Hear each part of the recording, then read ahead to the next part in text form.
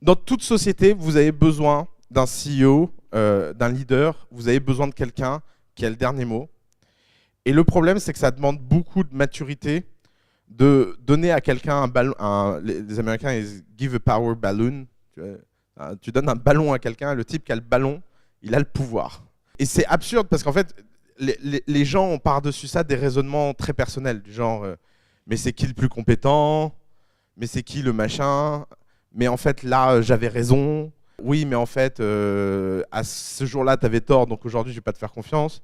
Et en fait, comme c'est très, très, très dur de bâtir de la légitimité, c'est très, très, très dur de se mettre d'accord sur qui est le numéro 1 et qui est le numéro 2. Alors, je vais faire 3 choses aujourd'hui. La première chose, je vais vous expliquer ce qu'est un numéro 1, parce que les gens ont des visions délirantes de qui doit être le CEO et qu'est-ce que ça veut dire être CEO. Surtout en France. Je ne sais pas pourquoi, en fait.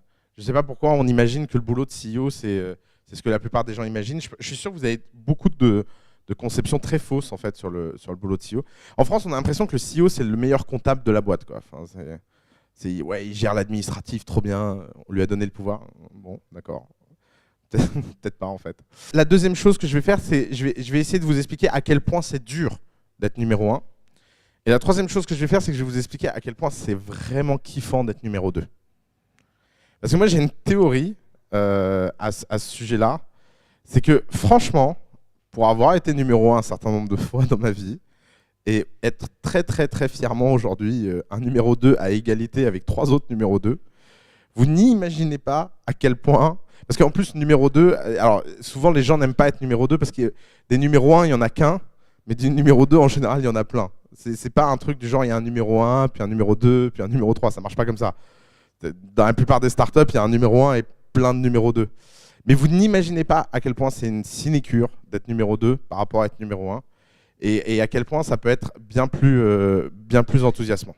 Vous êtes obligé, dans une équipe, d'avoir une idée préalable sur qui va être le numéro 1 dans la boîte. Donc, vous êtes obligé de définir préalablement lequel est le numéro 1 et lesquels sont les numéros 2. Pour une raison très simple, c'est que, d'abord, ça ne veut pas dire que si vous le définissez, c'est inscrit dans le marbre et c'est pour toujours. Ça peut changer. Mais vous devez vous simplifier le management et la gestion d'équipe pour ne pas avoir de problèmes psychologiques sur les moments importants et surtout les moments importants du début. Pour une raison très simple, c'est que la collégialité, ça ne fonctionne pas. La collégialité pure, ça ne fonctionne pas. Vous savez, la démocratie, c'est un système politique formidable pour une raison très simple, c'est qu'on n'a pas trouvé mieux pour bloquer tout le monde. C'est pour une raison très simple, c'est que dans une société, vous ne voulez pas que quelqu'un ait l'ascendant sur qui que ce soit d'autre. Si moi, je pense que tout le monde doit porter des chaussettes à petits pois et que c'est le summum de l'élégance, vous pouvez tous être rassurés que je ne pourrai jamais imposer ça au pays, même si je suis élu président. Et c'est ça le but de la démocratie. Le but de la démocratie, c'est structurellement réduire la vitesse des décisions pour éviter qu'un espèce de timbré vienne imposer sa volonté à tout le monde.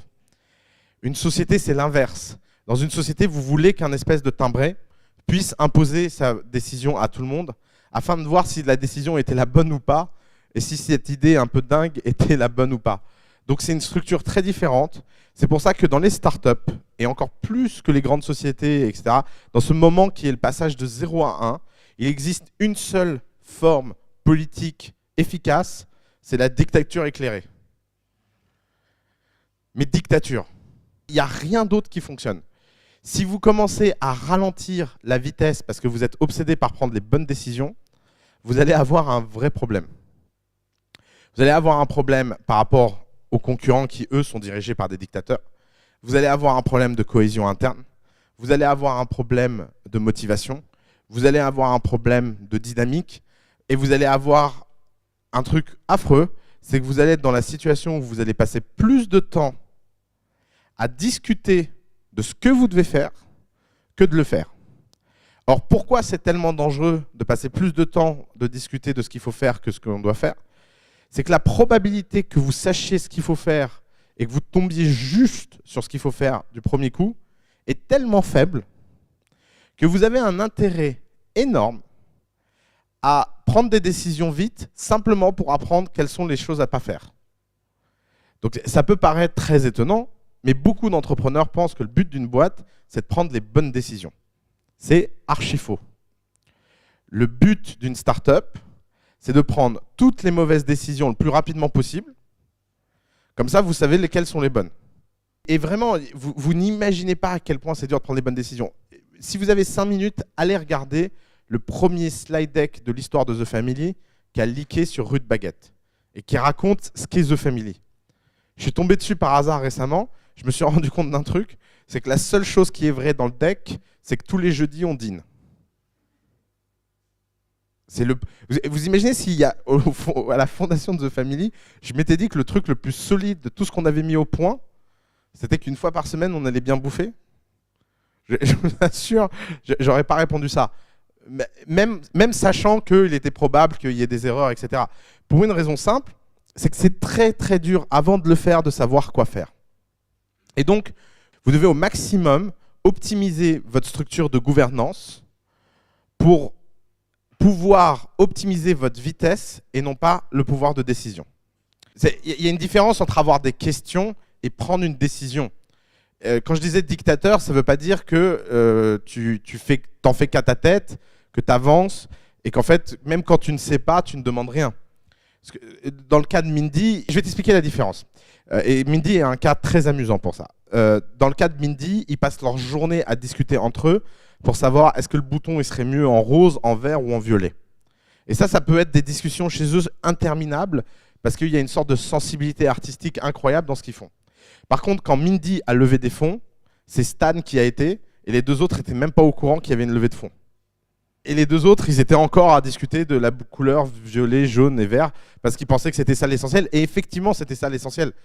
Et donc, le truc qui était leur levée de fonds et le fait qu'il n'y ait plus de cash, de temps en temps, les mecs prenaient des nouvelles. Alors, Stan, ça va, là? Est-ce que tu es au courant qu'on n'est toujours pas payé? Voilà. Donc, c'est ça le débat. Le débat, c'est... Et alors, j'appelle ça la règle du dernier mot.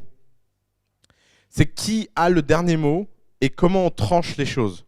Il y a une seule façon, c'est de ne jamais attribuer une forme de rationalité à ce choix du dernier mot. Ne croyez pas que doit avoir le dernier mot celui qui a les meilleurs arguments ou celui qui parle le mieux ou je ne sais pas quoi. Doit avoir le dernier mot à un moment donné, le CEO. Et que ce soit la bonne décision ou pas, il faut que les gens suivent. Sinon, ça ralentit. Alors évidemment, vous comprenez le problème structurel à ce mode de fonctionnement. Pourquoi 99% des startups explosent? C'est parce que celui qui a le dernier mot n'est pas le bon. Celui qui a le dernier mot n'est pas forcément le bon. Et si le taux de fiabilité du CEO est trop faible, les CEO finissent virés. Et alors, qu'est-ce que ça veut dire être viré dans une startup? Ça veut dire que vos cofondateurs partent. Alors ça, ils vous laissent le poste, ils vous laissent la boîte, mais en fait, ils sont juste plus avec vous. Donc évidemment, c'est pour ça que tout à l'heure je disais dictature éclairée, ça ne vous épargne pas du fait de bien faire votre travail. Le problème n'est pas n'est pas quand vous ne faites pas bien votre travail. Le problème, c'est lorsque vous êtes en situation d'avoir le pouvoir de prendre la bonne décision et que vous ne la prenez pas parce que vous avez peur de heurter vos coéquipiers ou parce que vous êtes dans une collégialité stérile. Donc la collégialité n'est vraiment pas la forme recherchée. Alors, évidemment, être CEO et être le numéro 1 dans une société, c'est une légitimité qui se gagne au quotidien. C'est très très très courant d'avoir des changements au début de numéro 1 dans des équipes fondatrices. Prenons un cas assez célèbre, c'est Uber. Uber, c'est l'histoire de Travis et d'autres cofondateurs. Et Travis n'était absolument pas le CEO de la société. Il n'a même pas eu l'idée d'Uber. Par contre, très rapidement, il s'est avéré qu'il était de très très loin le meilleur exécutant et à mon avis assez naturellement de loin le meilleur dictateur. Et donc, les deux autres se sont retirés et lui ont laissé la place pour accélérer la société. Tout simplement parce que c'est d'eux-mêmes qu'ils ont reconnu que sa légitimité était plus forte que la leur. Donc ça arrive. Ne confondez pas prendre des décisions et ne pas changer d'avis. Il n'y a que les cons qui ne changent pas d'avis. Mais vous devez le plus rapidement prendre une décision sur ce sujet-là. Alors, qu'est-ce qu'un CEO? C'est quoi le rôle d'un CEO dans une société? Alors le CEO, c'est pas le meilleur vendeur de la boîte, c'est pas le meilleur product guy de la boîte, c'est pas...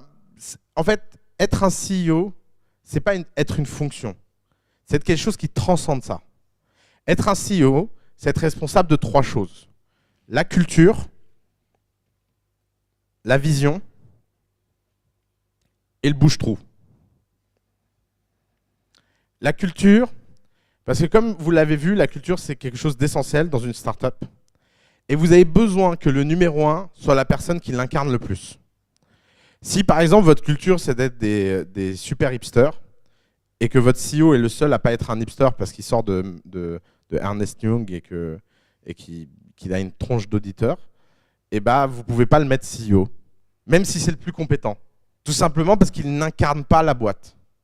Et ça, très personnellement, je m'en suis rendu compte. Un jour, on m'a nommé CEO intérimaire. Alors déjà, rien que le concept de CEO intérimaire, j'aurais dû me méfier, d'une boîte dans le sport. Et j'ai eu des très très très gros problèmes de crédibilité. Et c'est marrant parce qu'à chaque fois que je rencontrais quelqu'un et que je faisais mon pitch, et que le mec était enthousiaste, je me disais, mais putain, qu'est-ce qu'il doit être mauvais ce mec? Être enthousiaste sur un pitch par le sport, par moi, il a vu ma gueule. Et j'arrêtais pas de me dire ça en back-end, parce qu'en fait, un CEO doit incarner la légitimité de la boîte. Il a besoin, il faut que les gens puissent le voir et se dire, ah oui, cette boîte, c'est ça. Regarde, imaginez que Google, le CEO, soit pas un nerd. Imaginez que Jeff Bezos ne soit pas un radin. Imaginez que Steve Jobs ne soit pas un psychopathe. D'un seul coup, la boîte perd énormément de sa valeur perçue. Parce que quelque part, il incarne profondément ce que la boîte doit être. Ça vous dira plein de choses sur The Family et pourquoi Alice est CEO. La deuxième chose qu'un CEO doit être, c'est qu'il doit être la vision. Alors qu'est-ce que c'est la vision? Il y a 2 formes de vision. Il y a la vision stérile. La vision stérile, c'est je me mets dans un fauteuil, je pense très très fort et je me dis dans 25 ans, on sera ça. Bon, ok. Et puis il y a autre chose. Il y a le fait que, pour une raison inconnue, vous avez une forme d'instinct, et parce que vous aimez ce que vous faites, et parce que vous êtes qui vous êtes, vous avez une forme d'instinct actualisé sur de quoi l'avenir sera fait. Où c'est que tout ça va? Et alors, vous ne savez pas exactement si vous serez le gagnant ou quelle place vous aurez dans ce schéma, mais vous vous rendez bien compte qu'il se passe quelque chose. Et il se passe quelque chose, c'est assez caractéristique des CEO, parce que ça leur donne un grand instinct sur ça c'est nous et ça c'est pas nous. Par exemple, à The Family, l'un des mots qui revient tout le temps, c'est le care. C'est le fait que fondamentalement, on se rend bien compte que les entrepreneurs, ils ont avant tout besoin de care. Moi, avant de fonder The Family, si on m'avait demandé de quoi a besoin un entrepreneur, je vous assure, j'aurais pas répondu care. J'aurais été plutôt de l'autre côté de la ligne. Ils ont besoin d'être bottés au cul et d'arrêter de nous emmerder. Mais en fait, c'est faux, parce qu'en fait, effectivement, le passage de 0 à 1, c'est un passage difficile, etc. Et c'est pour ça qu'au final, je peux batcher autant d'entrepreneurs que je veux en office hour, parce qu'à la fin de la semaine, le dîner est super sympa, que l'environnement est incroyable, que les meubles sont chaleureux, que les gens qui sont employés sont sympas, etc. Et pourquoi? Parce que tout ça, en fait, est avant tout incarné par Alice plutôt que moi. Moi, si j'étais responsable des recrutements à The Family, j'aurais tendance à prendre des gens beaucoup plus violents que la moyenne des gens qui travaillent chez nous. Mais le problème, c'est que ça casserait le cœur, je vous dis pas l'ambiance. Alors moi, j'adore ce genre d'ambiance, je m'en fous. Moi. Mais clairement, c'est contre-productif avec les entrepreneurs et c'est contre-productif avec la nouvelle génération d'entrepreneurs. Par exemple, prenez Oussama, près The Family. Vous lui demandez, est-ce qu'il franchement, il y a de quoi faire une start-up en France? Ha, ha, ha. Mort de rire. Pourquoi maintenant je suis à faire le cake à The Family et je suis sur scène devant vous? Parce qu'il y a une putain de cinglé qui un jour m'a convaincu que non, il y avait une nouvelle génération en France extraordinaire et qu'il fallait l'aider. C'est juste que les règles étaient un peu différentes de ce que moi j'avais connu avant et que il fallait adapter tout ça. Vous vous rendez pas compte à quel point ça a été des moments d'illumination pour moi. Dans ce que je me suis dit, mais ouais, en fait, elle a parfaitement raison. Et ce genre de transformation psychologique laisse des traces. Parce que forcément, ça devient légitime. Je vais vous citer beaucoup d'exemples comme ça, mais par exemple, un jour, au tout début, on a embauché, on a essayé de construire quelque chose avec un ami d'un ami. Très intelligent, extrêmement doué, fascinant intellectuellement. Moi en plus, je l'adorais. J'ai passé des heures à discuter avec lui. Et Alice l'a licencié. Elle a eu beaucoup de mal à le licencier parce que c'est dur de licencier un mec sympa et talentueux. Ces trucs. Mais il y avait un problème fondamental, c'est que la vision fondamentale qu'il pouvait avoir de sa propre personne et de The Family était à des centaines de kilomètres de ce que The Family devrait devenir. Parce que trop senior, parce que trop heureux, parce que trop corporate en fait. Et typiquement, c'est le genre de choses c'est le genre de choses où Nicolas ou moi, on s'accommode très bien. On s'accommode très bien parce qu'on a connu d'autres milieux, parce que sans doute on n'est pas aussi extrémiste sur ces sujets-là. Donc la légitimité doit venir de celui qui est le plus extrémiste. Et alors, c'est quoi la chance d'Alice de ce point de vue-là dans ce trio? C'est que, sachant ça, on lui donne tout pouvoir. Et en fait, avoir ce genre de confort et être dans la situation d'avoir une équipe qui vous soutient à 400%, c'est aussi ça qui bâtit la légitimité des numéros 1. C'est un peu comme, je ne sais pas si vous avez vu le film Godfather, mais moi, il y a une scène qui m'a beaucoup marqué dans Godfather 1. C'est quand ce crétin discute les ordres de son père devant une famille ennemie. Et que le père lui dit « Never discuss family business. Front of others. » Et en fait, pourquoi? Parce que d'un seul coup, en fait, c'est la légitimité même de celui qui prend les décisions qui a l'air d'être magiquement détruite. Ça ne veut pas dire que vous êtes d'accord avec toutes les décisions qui sont prises. Ça veut simplement dire que comme au final, vous croyez à la vision et qu'il y a un pourcentage de bonnes décisions supérieur au pourcentage de mauvaises décisions, parce qu'il y a forcément des mauvaises décisions, et ben vous restez dans le soutien et vous restez dans la construction de cette légitimité magique qui fait qu'ensuite, les tâches des autres numéro 2 et les tâches des autres numéro 3, et ben il y a quelque chose de positif qui se crée et qui continue en fait. Et c'est aussi pour ça qu'après, les managers ont eux-mêmes de la légitimité dans l'équipe, c'est parce qu'ils voient bien qu'au plus haut niveau dans la société, ça fonctionne comme ça. J'avais jamais eu ce sentiment avant de rencontrer l'équipe dirigeante d'AXA. AXA, c'est la première boîte du CAC 40 français où j'ai l'impression que des gens qui savent à peu près ce qu'ils font sont à la tête. Et il y a un truc qui ressort incroyable de les rencontrer à déjeuner tous ensemble comme ça, c'est que vous voyez tout de suite en fait que le CEO dise des conneries ou pas, ils sont tous hyper supportifs. Et parce qu'à un moment, le CEO, dans la conversation, s'est un peu lâché sur une idée qu'il avait et qu'on lui a inspirée. Et je sentais bien que le mec qui était responsable des risques était en crise de crispation profonde, en mode « Oh putain, je sens que je vais encore avoir des emmerdes ». Et personne n'a bronché autour de la table. Personne n'a essayé de mettre un peu de négativité ou etc. Je pense qu'ils l'ont gardé pour après en fait. Et parce qu'il y avait des gens qui étaient là, et si le CEO parle, bah, tout le monde supporte. Ça a l'air con, mais vous n'imaginez pas le nombre de boîtes du CAC 40 que j'ai vues dans ce genre de situation en mode brainstorm où les types commencent à dire « Ouais, mais non, tu sais bien que ça ne marchera jamais. » machin. Et en fait, ça ne fait que saper l'autorité de celui qui les représente. Et d'ailleurs, au passage, ils ne nous ont pas rappelé sur l'idée, donc je pense qu'il a réussi à le convaincre sur sa crispation. C'est juste que ça n'avait pas à avoir lieu pendant ce moment-là. Et la troisième mission d'un CEO, c'est le bouche-trou. Alors, c'est quoi le bouche-trou? C'est que finalement, un CEO doit faire tout ce que personne ne sait faire dans l'équipe et accepter de le faire avec grand plaisir. Et c'est toujours les trucs les plus chiants. Tout le monde a envie de faire de la vision, de la stratégie, grand thinking et tout ça. Tout le monde a envie. Par contre, écrire la énième presse commerciale à minuit parce qu'il n'y a personne qui sait écrire de presse commerciale, ça fait chier tout le monde. Et finalement, en fait, c'est la contrepartie à être numéro 1, c'est que vous vous tapez tout ça. Au début, les gens adorent faire des interviews avec des journalistes. Puis une fois que vous l'avez fait 1 fois, 2 fois, 3 fois, en général, si vous êtes à peu près normalement constitué, vous n'en avez plus envie en fait. Vous vous rendez compte qu'il y a une telle différence entre ce que vous racontez et ce qui est écrit. C'est tellement frustrant.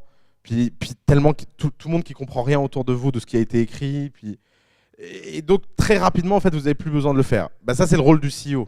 Être la public face of the company, c'est rarement un truc profondément enthousiasmant. Pourtant, il faut le faire. Et ça, c'est le rôle du CEO tant qu'il n'y a pas quelqu'un qui est payé à le faire, en fait. Donc le CEO, c'est un peu ce bouche-trou universel qui passe de fonction en fonction. C'est un peu comme quand Mark Zuckerberg explique le pire moment de ma vie, c'est quand j'étais CFO de Facebook. Et c'était terrible parce que j'étais un très mauvais CFO. Mais j'étais entouré d'ingénieurs dont la dernière des préoccupations, c'était l'argent qu'on dépensait tous les mois et l'argent qu'on gagnait tous les mois. Et donc, en attendant de trouver quelqu'un responsable de ça, j'étais bien obligé de le faire, en fait. Et vous pouvez le voir comme ça, c'est vraiment ce sort de caméléon qui est prêt à apprendre ce que les autres ne sont pas prêts à apprendre ou ce que les autres ne savent pas faire. Et plus la qualité de votre équipe fondatrice est forte, et plus, en fait, ce rôle de bouche-trou est faible. Mais forcément, il y a forcément des trous en fait dans l'équipe. Un CEO, en plus de tout ça, en plus de ces 3 missions fondamentales, et parce qu'il porte ces 3 missions fondamentales, il a une fonction qui dérive de ça, qui est une fonction essentielle, c'est qu'il est celui qui donne le feedback permanent. Et alors ça, c'est la chose la moins naturelle du monde. Il n'y a rien de plus contre nature que de donner son opinion aux gens et son feedback en permanence. Il y a une bonne façon de se représenter ça. C'est imaginez, vous êtes invité à une soirée par des amis. Alors les gens ne font plus ça, mais imaginez qu'on a encore des diapos. Et les gens vous montrent leurs photos de vacances. Ils vous le montrent sur l'Apple TV. Et puis ils vous montrent 1 photo, 2 photos, 3 photos. Et là, réflexe, vous le levez. Et vous dites au type, écoute mec, tu vois, quand tu prends tes photos, tu les prends souvent à contre-jour. Et ça réduit beaucoup mon expérience en tant qu'invité. Et puis tu vois là sur la photo 4, franchement, tu vois bien que l'angle à gauche, il était mieux que l'angle à droite. Qu'est-ce que t'as foutu?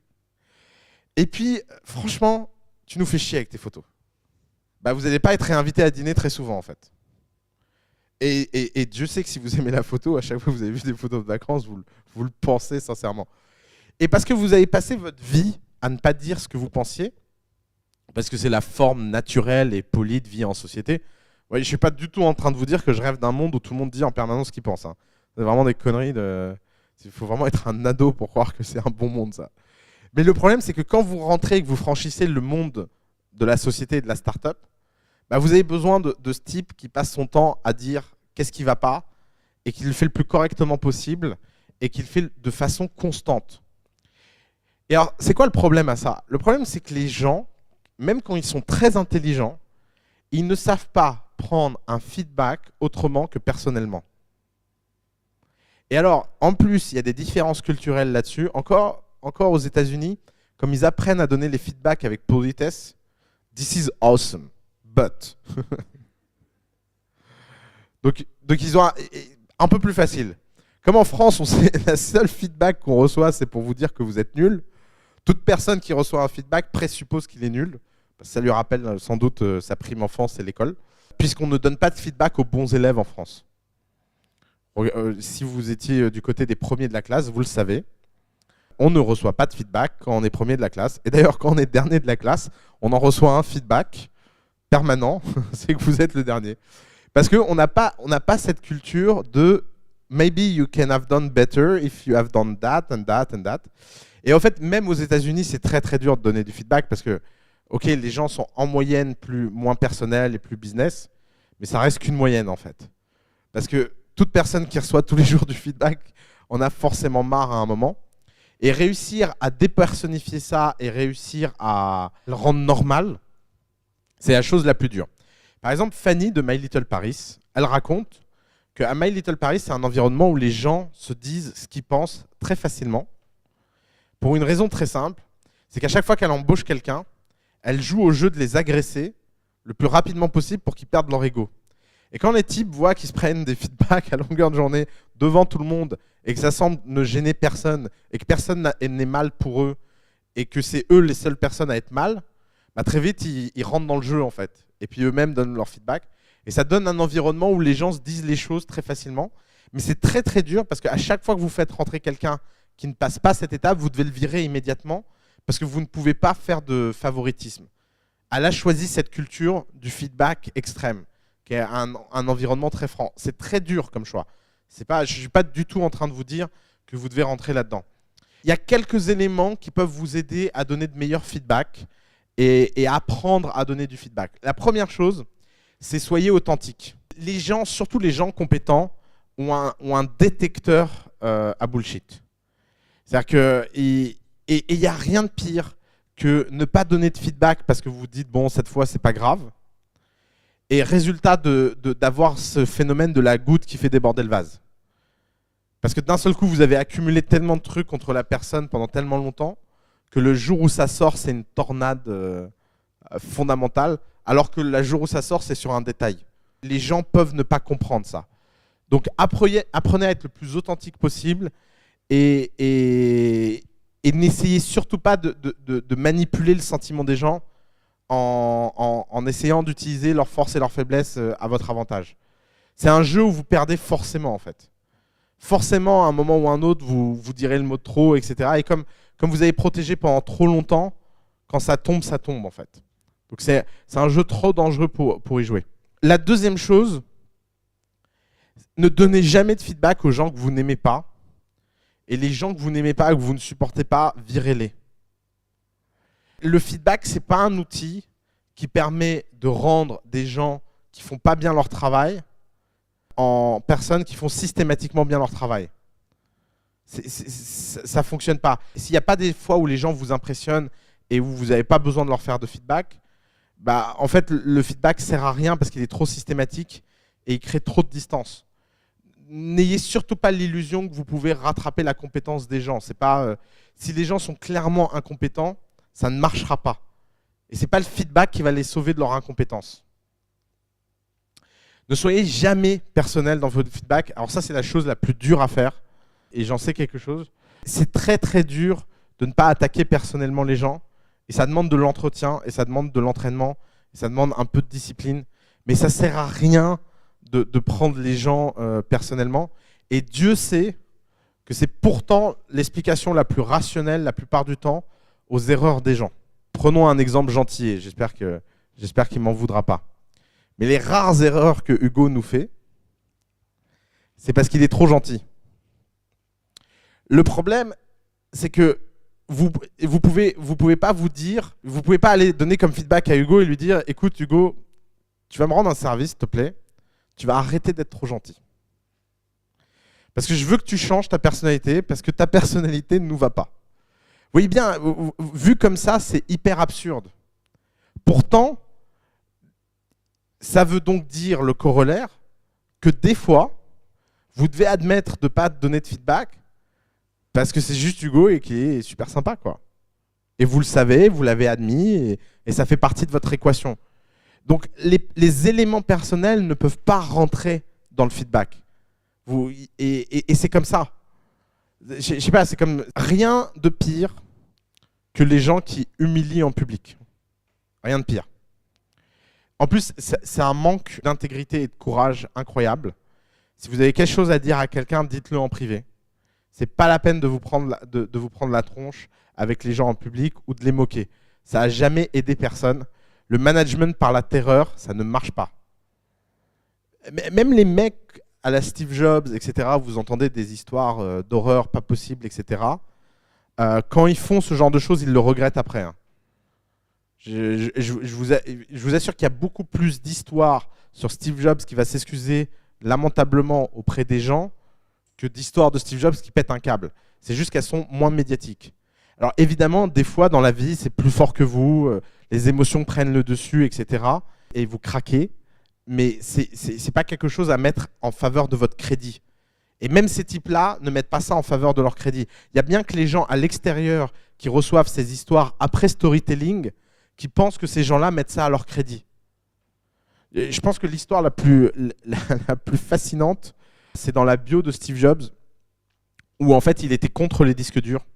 Steve Jobs a été contre les disques durs, c'est absurde.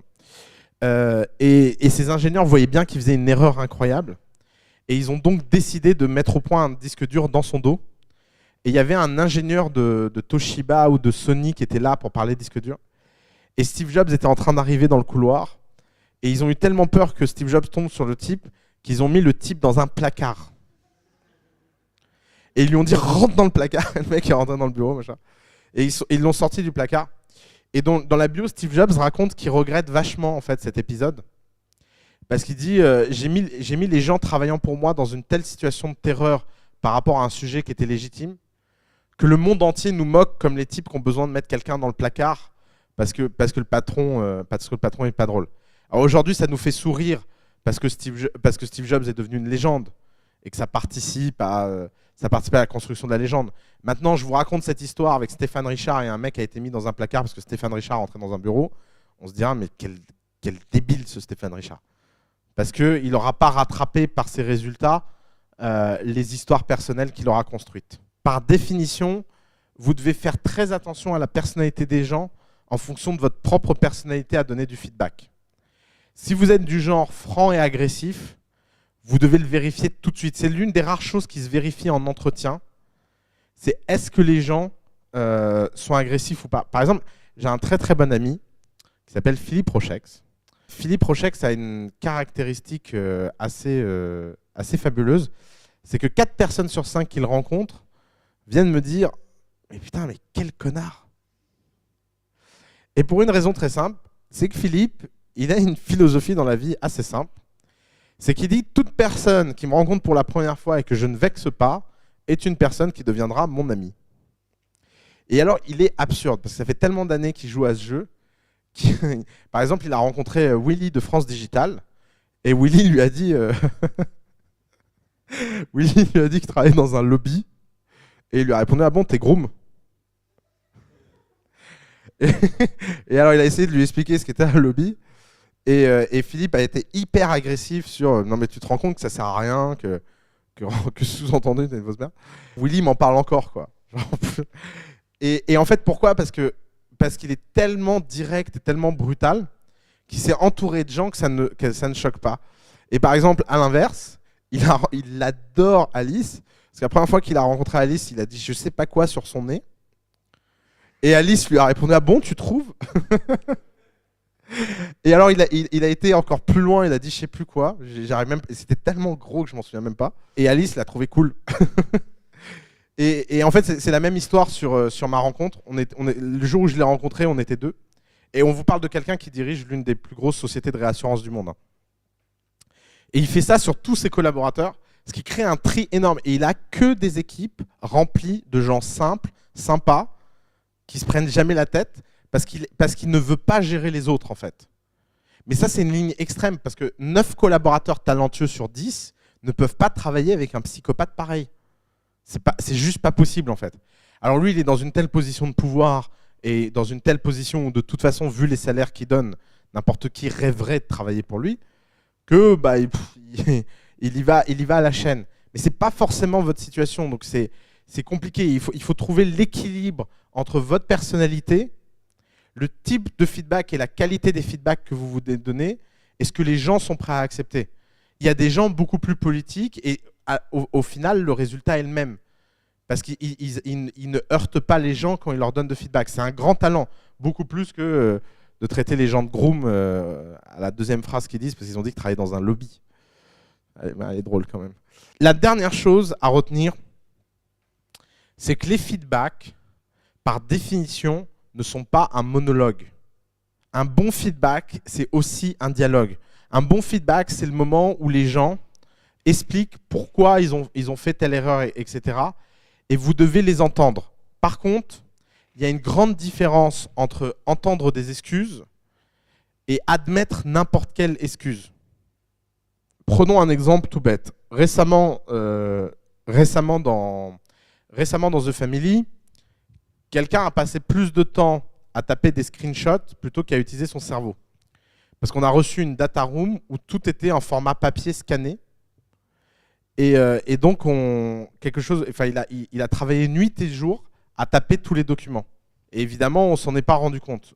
Le jour où le chef de projet sur la data room a appris ça, il est devenu dingue. Il dit, mais tu te rends compte qu'il suffisait de payer $100 un Indien sur Odesk et c'était réglé en 24 heures. Qu'est-ce qui t'a pris à taper 2 semaines, nuit, tous les jours? Alors, il dit, ouais, mais j'ai beaucoup travaillé. Le problème, c'est que c'est complètement à côté de la plaque comme travail. Et typiquement, le dialogue qui va se créer expliquant le process par lequel il est arrivé là, à ce point-là, et l'occasion rêvée de remonter toutes les erreurs qu'il a faites pour en arriver à cette erreur fondamentale. D'avoir cru que économiser 200 €, c'était plus important que de les payer et d'aller vite, en fait. Un bon feedback, c'est un feedback que vous donnez tout le temps. Vous ne pouvez pas,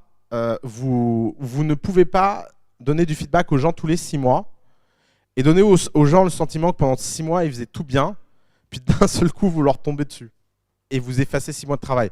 Et c'est un peu, pensez-y, c'est un peu la même histoire que les MVP ou tout ça. Si vous mettez 2 ans à mettre votre produit au point et que vous le lancez et que personne ne l'achète, vous le prenez super mal, forcément. Parce que c'est 2 ans de votre vie qui viennent d'être effacés par l'incompréhension des gens. Si vous lancez un truc au bout de 2 mois et que les gens n'achètent pas, bah, il vous reste encore 22 mois pour recommencer 12 fois. Et c'est ça le point. Le point, c'est que comme vous n'avez pas envie d'attendre le feedback de vos utilisateurs, vos employés n'ont pas envie d'attendre de faire les choses mal pendant des mois avant de recevoir eux-mêmes leur propre feedback. Alors, le feedback, c'est un point essentiel en fait, du boulot de numéro 1. C'est évidemment aussi un point essentiel du travail de numéro 2, etc. Mais quelle est la différence fondamentale donnée entre le feedback d'un numéro 1 et le feedback que n'importe qui d'autre peut donner dans une société? La différence, c'est que le feedback qui est donné par le numéro 1 est le feedback final. Forcément, les gens ne sont pas d'accord sur tout. Forcément. Forcément, les gens disent des bêtises. Forcément, les gens, des fois, pensent qu'ils font bien alors qu'ils font mal. Et forcément, leurs managers peuvent être aussi à côté de la plaque. Le gros problème de la hiérarchie, c'est que vous mettez des gens dans des situations de pouvoir par rapport à d'autres, et que comme les gens sont plutôt respectueux, ils bâtissent la légitimité de leur pouvoir par rapport au pouvoir des premiers. Gros problème, c'est qu'est-ce qui se passe quand celui qui avait le pouvoir se trompe? Ben, la seule façon de pouvoir contrer ce genre de choses, c'est d'établir une discipline dans laquelle le feedback suprême est le feedback final et tout le monde ne discute plus. Si vous arrivez dans ce genre de situation et si vous arrivez avec ce genre de discipline d'exécution et de vitesse d'exécution, vous êtes dans une organisation sociale où les gens passeront plus de temps à travailler qu'ils ne passeront de temps à discuter. Est-ce que ça veut dire qu'il ne faut jamais discuter? Bien sûr que non. Ça veut simplement dire qu'il faut discuter simplement sur les sujets les plus importants. Instituer cette culture-là, ça passe aussi par l'intervention du CEO. Parce que personne ne peut atteindre ce rythme de croisière avant des années. Tout ce que je suis en train de vous dire là, en général, ça prend des années à être institué dans une entreprise. Une équipe fondatrice est rarement en vitesse de croisière à la fondation. Un CEO est très rarement à la vitesse de croisière à la fondation. Ça prend beaucoup de temps de devenir un CEO. Et notamment, le fait d'être dans cette logique du feedback permanent, ça permet aussi de faire des erreurs, ça permet aussi d'apprendre. Puisque la probabilité que 100% des feedbacks que vous donniez soient les bons est très faible. Et c'est pour ça que tout à l'heure, j'ai insisté sur le fait qu'un feedback, ce n'est pas un monologue, c'est un dialogue. Puisque plein de fois, vous allez donner un feedback en croyant que vous avez tort, alors qu'en fait, la personne avait raison. Et elle va réussir à vous convaincre. Et ne mettez surtout pas votre ego au mauvais endroit. C'est pas parce qu'à un moment, on vous a donné un ballon en vous disant « You are the one », tu as le droit de donner des feedbacks à tout le monde, que ça veut dire que tous les feedbacks que vous donnerez sont pertinents, que ça veut dire que tous les feedbacks que vous donnerez aboutiront au résultat espéré. Ce n'est pas le cas. Des fois, les feedbacks changent en cours. Des fois, quand les gens pensent que quand vous pensez que quelqu'un a fait une erreur, peut-être que tout simplement, c'est vous qui êtes en train de faire une erreur d'appréciation. Donc le feedback, c'est aussi la façon de garder le cap pour un CEO, mais c'est surtout l'instrument d'éducation numéro 1 pour un CEO. Pourquoi? Parce que son rôle, ça sera de permettre ensuite le scale. Je m'explique. Imaginons un cas. Quelqu'un fait B plutôt que A. Et parce que, pourtant, vous aviez voulu qu'il fasse A. Vous donnez le feedback, tu devrais faire A. La personne dit non, je vais faire B, et B est la meilleure chose. Résultat, la personne vous convainc qu'en fait, B est mieux que A. Donc maintenant, en tant que CEO, vous venez de gagner, en donnant ce feedback-là, vous venez de gagner une marque de conviction. Et bien maintenant, B, vous pouvez le multiplier des centaines de fois. Parce qu'un jour, vous ouvrirez un nouveau pays, parce qu'un jour, vous aurez une nouvelle équipe, parce qu'un jour, cette personne quittera peut-être l'entreprise, et la seule chose qui restera, c'est vous. Et c'est comme ça qu'il faut comprendre le CEO. Le CEO, c'est la seule personne qui, dans une entreprise, ne devrait pas être remplacée. Ça ne veut pas dire qu'il n'y a pas des crises dans lesquelles les CEO sont remplacés. Les CEO aussi passent sous des bus. Ils n'ont pas de pouvoir magique. Mais c'est la pire chose qui puisse arriver. Un CEO qui passe sous un bus, c'est 90% de la valeur de la société qui disparaît pendant un long moment. Parce que le point central de celui qui avait l'information la plus complète vient de passer sous un bus. Et donc, par définition, il était le seul à avoir ce point de vue omniscient et omnipotent. Et c'est sans doute la chose la plus dure à faire. Et c'est pour ça que l'instrument du feedback est une mission essentielle. Puisque donner du feedback, c'est la façon la plus simple d'apprendre et également d'apprendre des gens. C'est pour ça que tout ça n'est pas pour vous dire que vous savez exactement ce qu'il faut faire dans votre boîte. Mais c'est surtout quand vous ne savez pas ce qu'il faut faire qu'il faut donner du feedback. Puisque c'est dans ces moments-là que vous apprendrez, en fait, si ce qui est fait est légitime ou pas. Et donc, ça demande pas mal de sensibilité, ça demande pas mal de confiance, ça demande aussi de comprendre et d'admettre qu'il y a des moments où juste vous ne panez rien, en fait, parce que c'est un sujet technique. Par exemple, hier, j'ai assisté à une réunion, c'est très très rare que ça m'arrive, mais ça m'arrive, petit moment d'ego personnel. Mais je suis rentré dans une réunion, je n'ai pas compris le premier mot qui a été prononcé dans la réunion, jusqu'au dernier mot de la réunion, et j'ai vraiment rien compris. Et pourtant, c'est une décision très importante et j'ai senti une sorte de panique que je ressens rarement, qui est merde, je ne processe pas l'info. Qu'est-ce qui se passe? Et alors, j'ai été lire sur Internet et j'ai encore moins compris. Parce que j'ai passé la nuit à lire des trucs sur Internet qui disaient tout l'inverse de tout ce que j'avais entendu pendant la réunion. Et en fait, je pense que ce genre de moments sont des moments structurants pour les CEO. Parce que quelle est la première chose que j'ai faite? C'est d'envoyer un email à Alice et lui dire bon, ben, faudrait que tu ailles te renseigner, en fait. On va voir si tu t'en sens mieux. Et parce que, en fait, typiquement, il y a des moments comme ça où l'information se bâtit collectivement et l'apprentissage se bâtit collectivement. Est-ce que ça veut dire que dans 15 jours, je comprendrai toujours rien? J'en sais rien. Mais passer par ce process de feedback et passer par cette review m'a fait prendre conscience, en fait, que je panais rien et m'a fait prendre conscience qu'en fait, les gens racontent des histoires qui ne sont pas si évidentes que ça. Et notamment, l'outil du feedback, c'est ce qui permet au CEO d'admettre que jamais rien n'est une évidence. Jamais rien.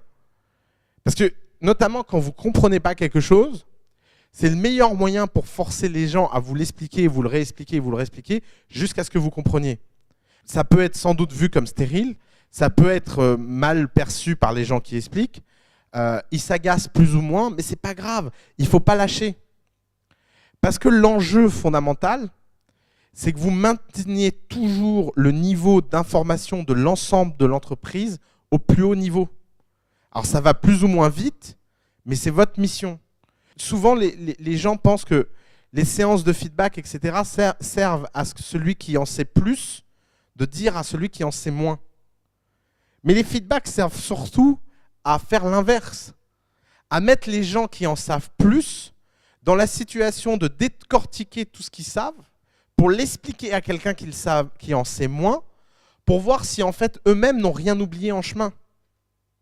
Et donc, forcément, on ne peut pas être universellement compétent, mais par contre, on peut avoir du feedback sur tout. Et ça, il y a un domaine où c'est encore plus grave que la start-up, c'est la politique. C'est comme quand j'entends des gens me dire « Ah oui, mais c'est pas grave, il a des conseillers ». Le jour où vous entendez ça sur un homme politique, inquiétez-vous très fort. Le travail d'un homme politique, c'est de mettre ses conseillers sur le grill en permanence. Parce que les conseillers sont persuadés de savoir, d'être compétents, d'avoir un ego surdimensionné.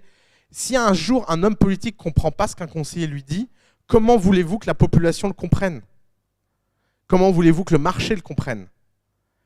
Et d'ailleurs, les mauvais hommes politiques ont toujours l'impression d'être ces espèces de marionnettes ballottées de conseiller en conseiller et qui comprennent strictement rien à ce que les gens disent ou font autour d'eux. La caractéristique d'un homme politique, c'est pas d'être intelligent. Ça se saurait si les gens les plus intelligents du monde faisaient les meilleures politiques. C'est pas ça. Le talent politique, c'est autre chose. C'est le rôle du conseiller d'être intelligent. C'est le rôle du politique de vérifier qu'il n'est pas en train de faire n'importe quoi. Comme je vous l'ai expliqué, 3 missions. La culture, la vision, le bouche-trou. Sur ces 3 missions-là, l'instrument de fabrication de ces 3 missions, c'est de rentrer dans un mode feedback et de rentrer dans cette construction de la légitimité par le feedback.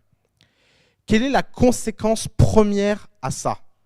Qu'est-ce qui se passe dans la tête de 99% des CEO?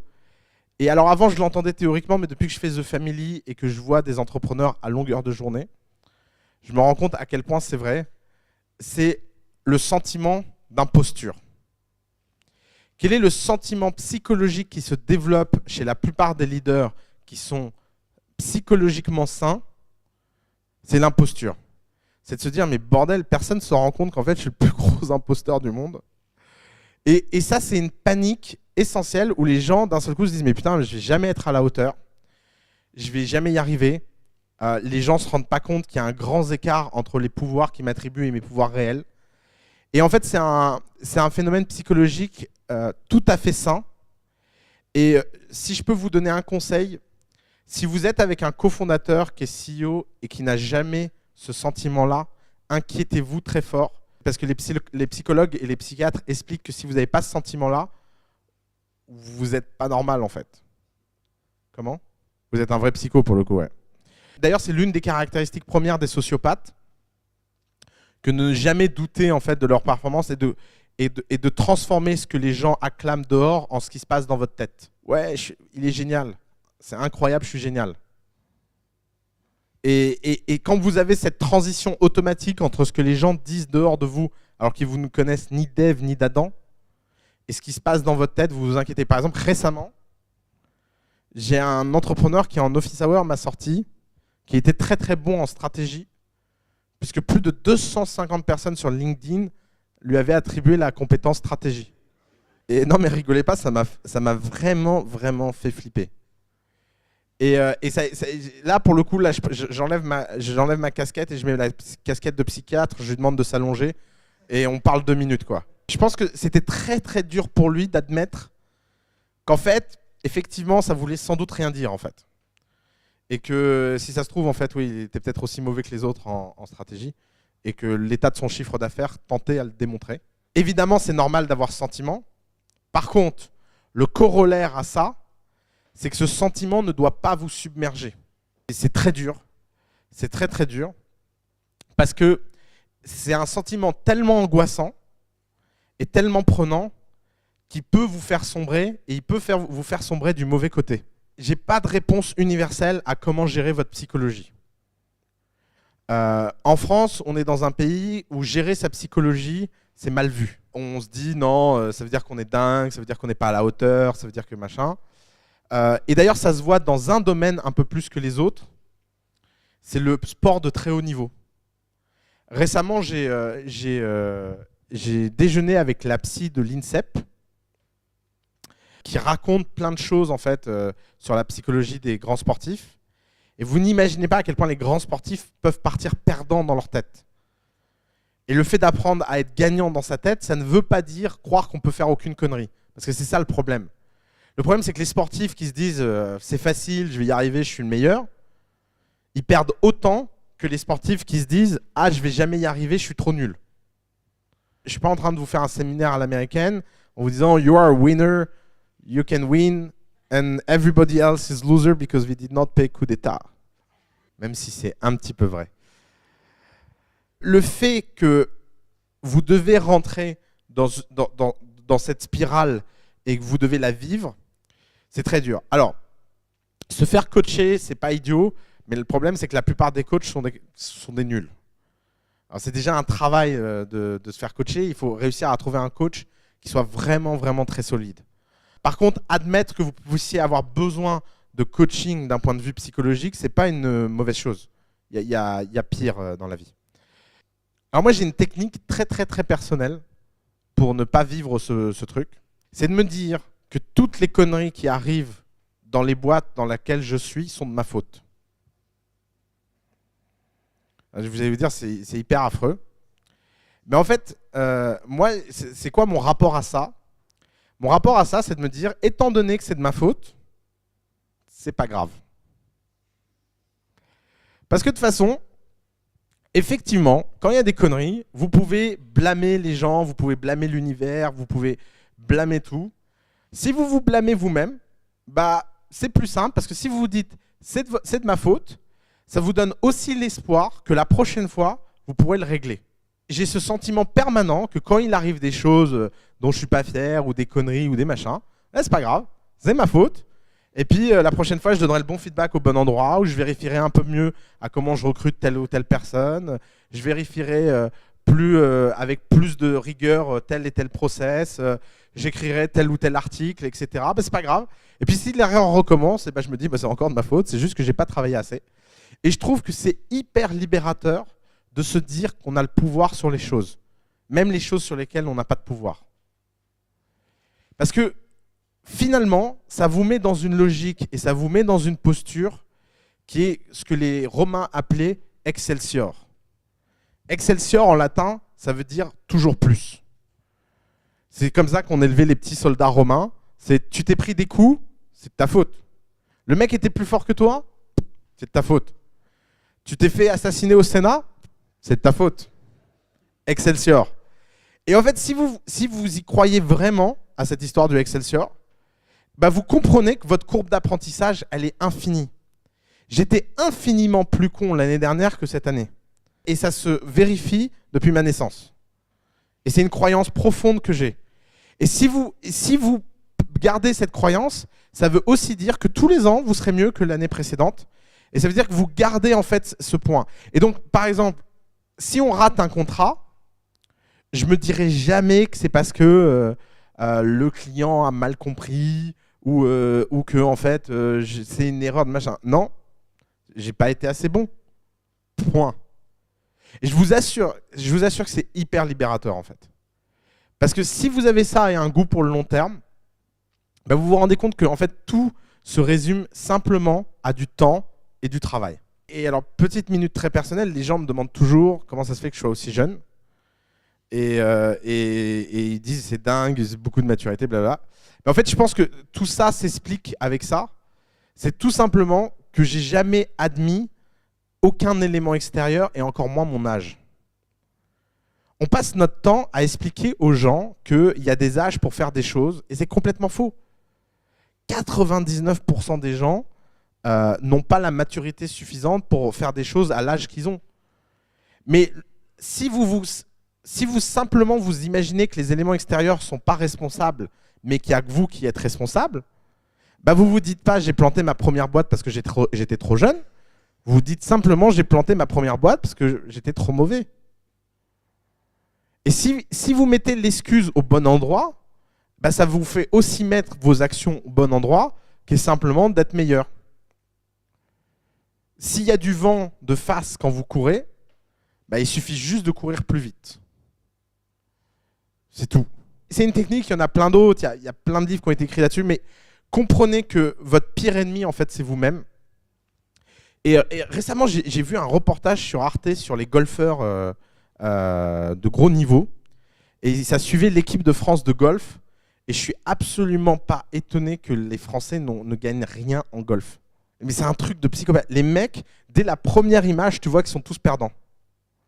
Ils sont arrivés, ils sont déjà à râler que, en fait, dans le club où ils sont, la lumière, elle n'est pas dans la même diagonale par rapport au trou et l'emplacement du soleil que d'habitude. Et ça les perturbe vachement. Et je me suis dit, mais c'est vraiment dingue que ça leur vienne à l'idée, ce genre de truc, quoi.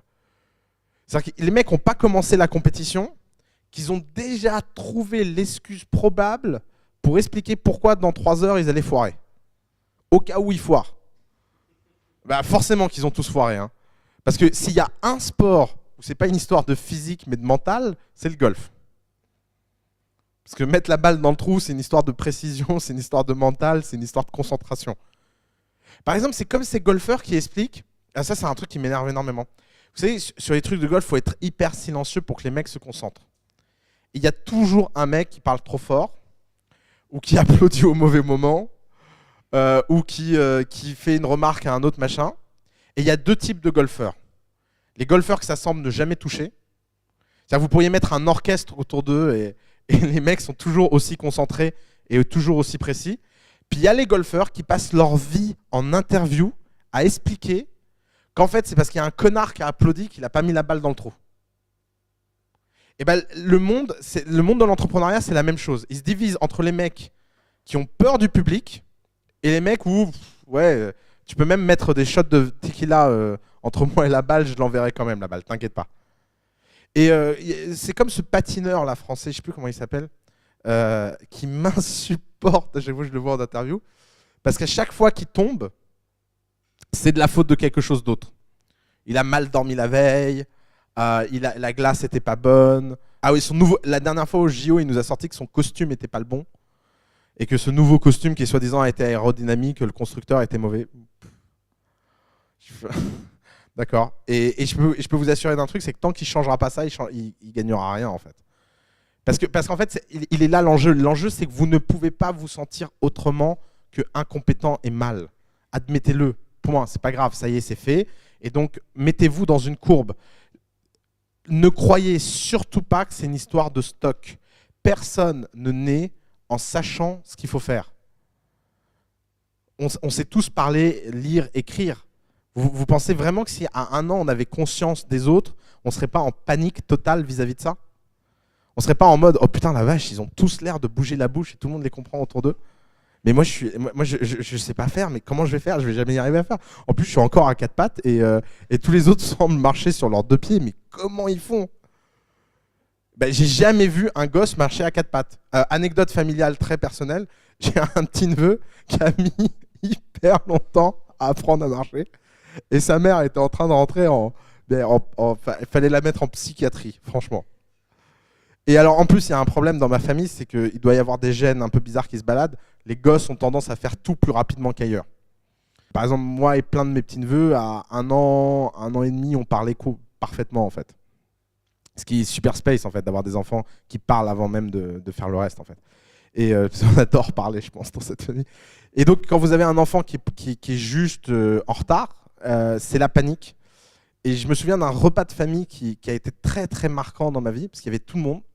Et donc il y avait ce gosse qui, alors je sais pas quel âge on est censé savoir marcher, mais qui était encore à 4 pattes alors qu'il était bien trop grand pour être à 4 pattes. Et sa mère commence à aller limite au bord des larmes et en se disant qu'il faut aller voir un pédopsychiatre ou je sais pas quoi. Et ma mère s'énerve en lui disant « T'as déjà vu quelqu'un sur Terre marcher à 4 pattes ?» Et ça a fait exploser de rire tout le monde et plus personne s'est inquiété. Et le pauvre gosse, 1 mois après, il marchait quoi. Et d'ailleurs, je pense qu'il y avait beaucoup de d'angoisse projetée dans ce pauvre gosse sur « Oh mon Dieu, mon gosse ne marchera jamais ». Et puis il va bien maintenant. Il peint même des tableaux extraordinaires. Ça résume vachement la situation de la plupart des CEO.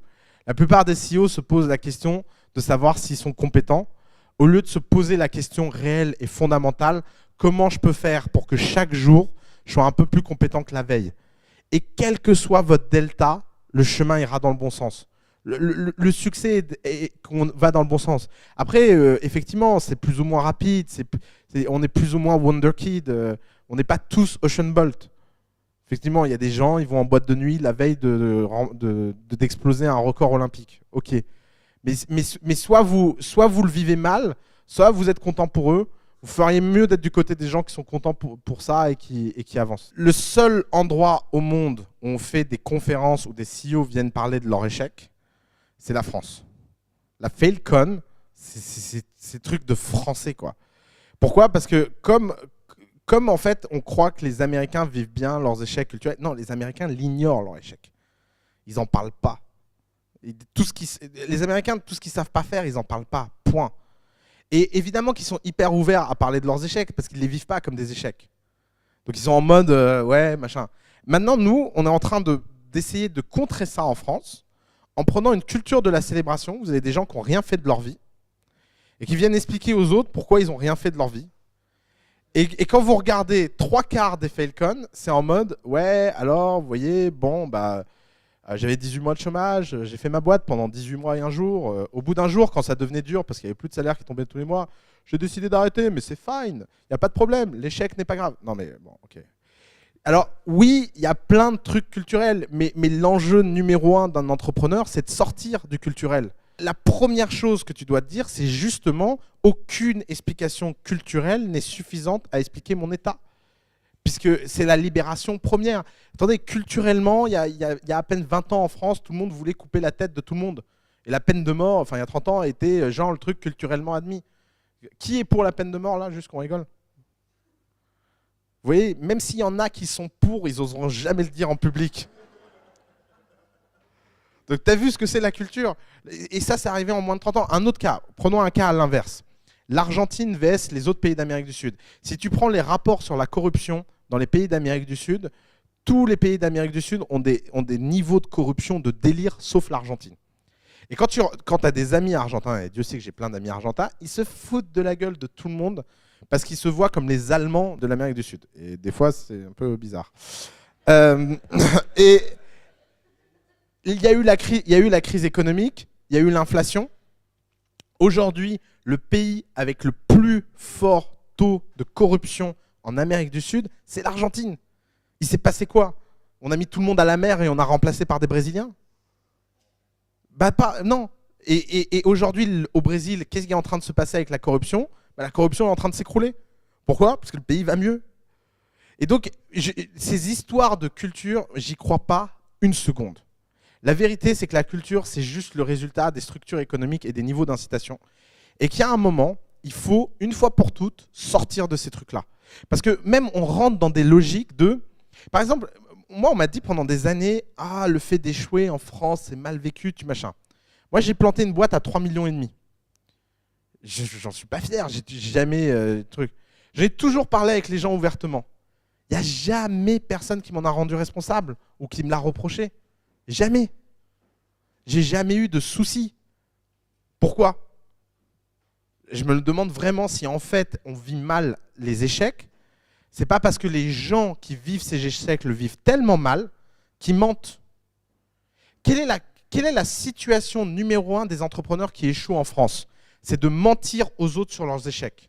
En France, les échecs des gens ne sont jamais prévisibles parce qu'ils mentent tellement longtemps sur leur état jusqu'à ce que c'est plus possible de mentir que le jour où ils mentent, les gens ne comprennent pas pourquoi pendant 4 ans ils étaient dans la presse comme des stars et puis d'un seul coup ils ne sont plus rien. Donc ils sont un peu en mode gêné d'aller dire aux gens oui en fait. Deuxième raison, on transforme en France plus rapidement qu'ailleurs les entrepreneurs en notables.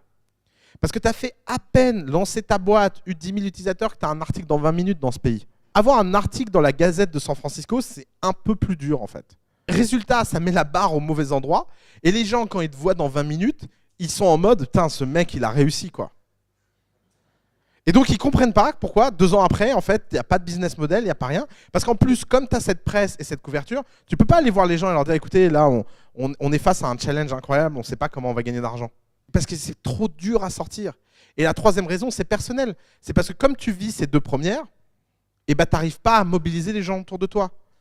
Nous, moi je l'ai vu, quand on a annoncé la première fois avoir levé 1 million alors qu'on avait levé 100 000 euros parce qu'un journaliste ne savait pas lire un papier, tout le monde venait nous voir et tout le monde nous écrivait en nous disant « Ah, c'est génial, une boîte comme vous qui a levé auprès d'Index, j'ai envie de travailler pour vous. » Et je répondais tout le temps la même chose. Je suis vraiment désolé, il y a une confusion, on a à peine levé 100 000 euros, on est dans la merde.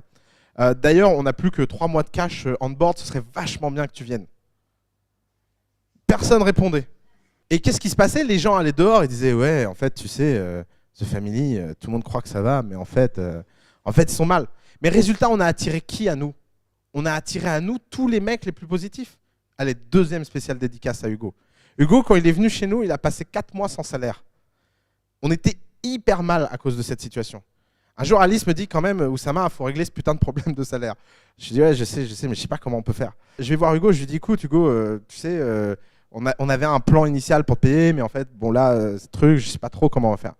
Hugo, il me dit, non, mais t'inquiète pas, moi, je me suis défini janvier, soit je vis avec The Family, soit The Family meurt, et puis je fais autre chose. Parce qu'il n'est pas venu chez nous pour les mauvaises raisons. Et en fait, au lieu de croire que ces situations difficiles du début sont des désinconvénients, vous devriez comprendre que cette fragilité du début est votre plus grand avantage. Parce que vous êtes méprisé par qui? Vous êtes méprisé par les cons. Et il y a une triple satisfaction à ça. La première, c'est que le jour où vous réussissez vraiment, tous ces gens viennent vous manger dans la main, mais vous vous souvenez qu'ils ne répondaient pas à vos emails. Et c'est ce genre de choses dont il faut apprendre à se souvenir. Parce que ça permet de faire la distinction entre les gens qui sont importants dans votre vie et les gens pour qui vous ne comptez pas vraiment. La deuxième satisfaction qui a ça, c'est que vous comprenez fondamentalement qu'en fait, une culture, ça se hack. Parce que quand vous comprenez comment tout le monde résonne dans un pays, bah vous pouvez vous concentrer sur les 1% de gens qui résonnent différemment et qui donc forcément ont une valeur suprême. Ok, tu te prends... attends, tu sais combien on a contacté de grands groupes pour se faire sponsoriser dans The Family et les mecs nous ont jamais rappelé. C'est génial. Parce que pourquoi? Parce que résultat, ça nous a obligés à réfléchir de façon plus disruptive. Et d'ailleurs, si vous ne seriez pas dans cette pièce si Orange avait donné les 500 000 euros qu'on leur a demandé. Si Orange avait donné les 500 000 euros qu'on a demandé, on n'aurait jamais imaginé coup d'État. Donc prenez chaque fermeture comme une opportunité pour imaginer quelque chose de nouveau. Et de ce point de vue-là, la France rend hyper créatif. Parce que vous n'avez pas le choix. J'ai des amis dans la vallée qui me disent sincèrement qu'ils vont aller créer leur boîte ailleurs la prochaine, parce que dans la vallée, il y a un tel niveau d'argent qu'ils ne savent même plus si une idée est bonne ou pas. Que le moindre type qui a à peu près le moindre CV reçoit des sommes considérables pour faire des trucs où 2 ans après, il se dit « mais putain, il n'y en a pas un qui pouvait me le dire ». Et pourquoi? Parce que tu es dans une culture de la positivité suprême. Ça peut se retourner, ça. Et la troisième chose, c'est qu'à la fin de la journée, il y a une satisfaction incroyable à bâtir des choses envers et contre tout. Parce que quand tu passes la ligne, tu l'as passée pour des raisons saines. Tu l'as passée parce que c'est toi et tu ne dois rien à personne. Et n'allez jamais, jamais chercher votre succès dans les mains des autres. Il y a une chose à ne pas faire quand vous pensez que tout est de votre faute. Alors, il y a ces techniques, il y en a d'autres, je ne vais pas rentrer dans les détails. Mais l'une des choses à ne pas faire, c'est de, parce que tout est de votre faute, le prendre personnellement. S'il y a quelque chose que vous devez apprendre à faire, c'est sortir votre ego et vos émotions de l'équation. C'est la chose la plus dure. C'est quoi le problème d'être numéro 1? C'est que toute l'humeur d'une boîte est alignée sur le numéro 1. Le numéro 1 est stressé, tout le monde est stressé. Le numéro 1 est malade, tout le monde est malade. Vous rigolez, mais vous n'imaginez pas à quel point c'est vrai. Et s'il y a un monde où on sait que c'est encore plus vrai qu'ailleurs, c'est dans la marine. J'ai énormément parlé aux gens qui sont dans la marine. Les militaires dans la marine sont un corps très spécifique. Parce que la marine, c'est l'un des rares corps militaires où les gens prennent encore des risques énormes. Pourquoi? Parce qu'il y a un élément extérieur qui peut se déchaîner et que vous ne contrôlez pas, les vagues. L'armée de terre, quand vous êtes planqué et que vous n'êtes pas dans une zone de guerre, faites vos entraînements, vous ne vous dites pas je vais crever pendant l'entraînement. C'est improbable. À moins qu'il y ait vraiment un accident délirant, la probabilité de crever pendant un entraînement est très faible. Dans la marine, vous pouvez faire une sortie en mer en mode plaisance et ça finit en tempête qui renverse le bateau.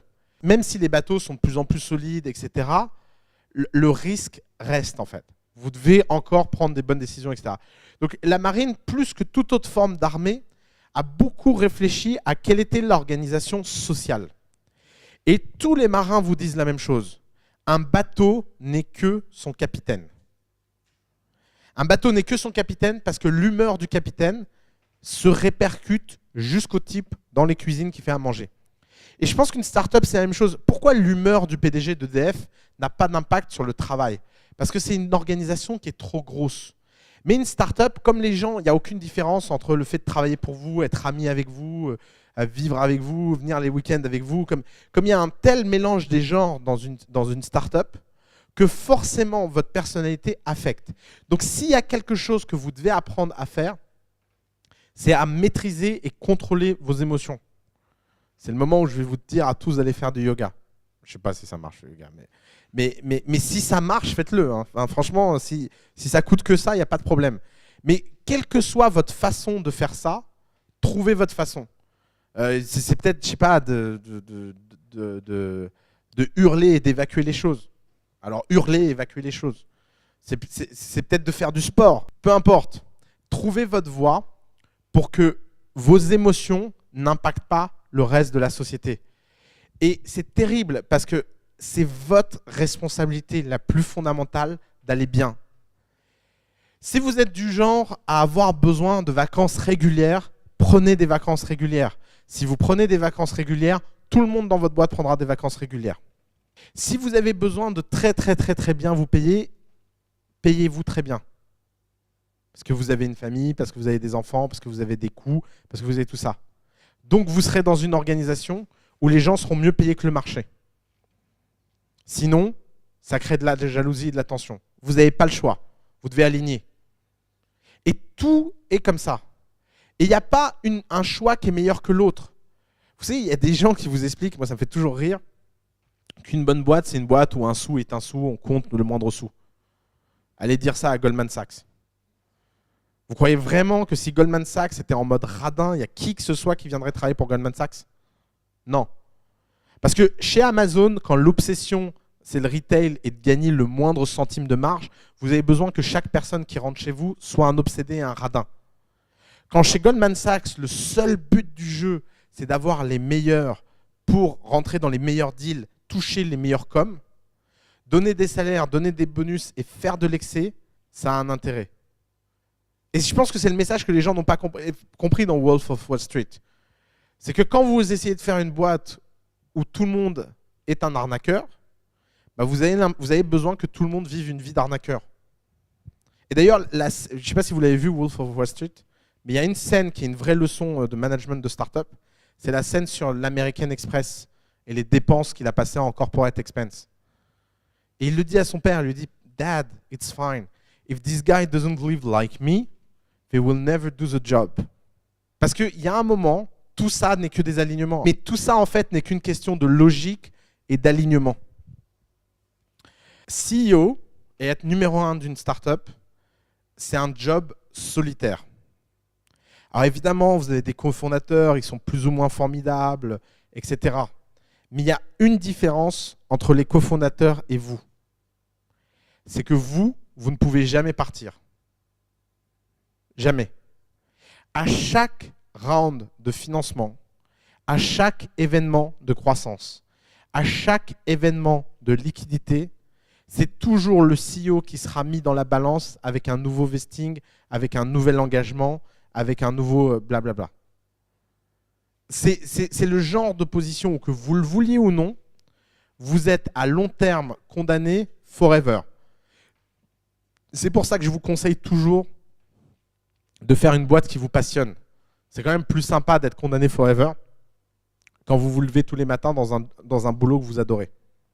Par exemple, vous pouvez avoir un designer rockstar. Prenons le cas récent de Fab. Je ne sais pas, qui a suivi l'actualité de Fab et connaît Fab.com? Vous connaissez Fab.com? Non, personne? Site de design en ligne où vous achetez des trucs design. Alors, Fab.com, c'est l'histoire d'un créa et d'un business guy. Le Créa est censé avoir l'une des plus belles sélections au monde de meubles et d'objets et de machins, parce qu'il a beaucoup de bon goût. Et toute la boîte a été construite autour de ce mec. Mais ce mec, évidemment, n'est pas le CEO. Et c'est là où le premier problème intervient. C'est que ce mec, il a fini par péter un câble, il a fini par moins avoir de goût, il a fini par pas comprendre comment scaler. Et donc, il a fallu le virer. Qu'est-ce que les investisseurs ont fait ce jour-là? Il y avait deux choix. Soit ils viraient le CEO et ils mettaient ce type CEO, soit ils viraient l'autre type. Pourquoi ils ont viré l'autre type? Parce qu'un CEO est invirable. Les cas où vous entendez parler d'un CEO qui s'est fait virer, vous n'imaginez pas à quel point c'était le dernier choix dans la ligne et que c'était invraisemblable. Parce que c'est super, super, super dur de virer un CEO. Et donc, les actionnaires de Fab ont été face à une décision hyper difficile, qui est qu'un élément qui a l'air d'être fondamental à la boîte a besoin de ne plus l'être. Donc, ils savaient qu'ils allaient avoir une perte de chiffre d'affaires, ils savaient qu'ils allaient passer par des moments difficiles, mais le message qui était envoyé au mec, c'est « Ok, on va payer le prix de cette transformation et on va payer le prix de cette transition parce qu'on ne veut pas que cette personne soit the centerpiece of the company. » Et c'est pour ça qu'une fois que les gens ont investi, ils backeront toujours le CEO, sauf gros problème. Perdre un CEO, c'est quelque chose de très dur. Mais le corollaire à ça, c'est que forcément, sur le long terme, c'est très solitaire comme position. Parce que vous avez tous les bénéfices de la gloire, d'être le premier, d'être connu, de machin, mais vous en avez aussi tous les inconvénients, qui est la responsabilité et l'engagement de très long terme. Et c'est pour ça que la seule personne qui doit décider si une boîte doit être vendue ou pas, c'est le CEO. D'ailleurs, c'est l'un des rares trucs que les investisseurs respectent vraiment. Aucun investisseur ne laissera un CEO rester dans une boîte qu'il a envie de vendre. Aucun. Parce qu'ils savent très bien que s'ils disent non, et même s'ils pourraient gagner plus si le mec attend, à la fin, la motivation ne sera plus la même. Un CEO qui a décidé de vendre, c'est un CEO qui est perdu, en fait, du point de vue d'un investisseur. Donc autant qu'il vende.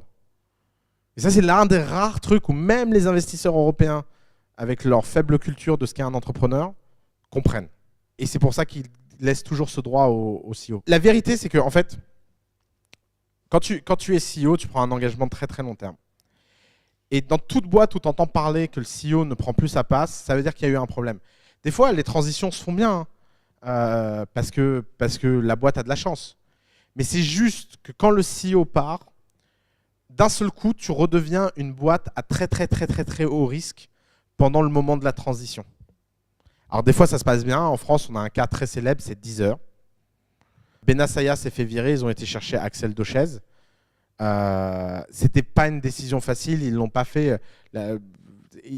Version Benassaïa, ça donne ils ont fait un complot contre moi. La vérité, c'est que ils ont beaucoup hésité à le faire. Et ils ont eu beaucoup de chance que Axel Dochez soit compétent.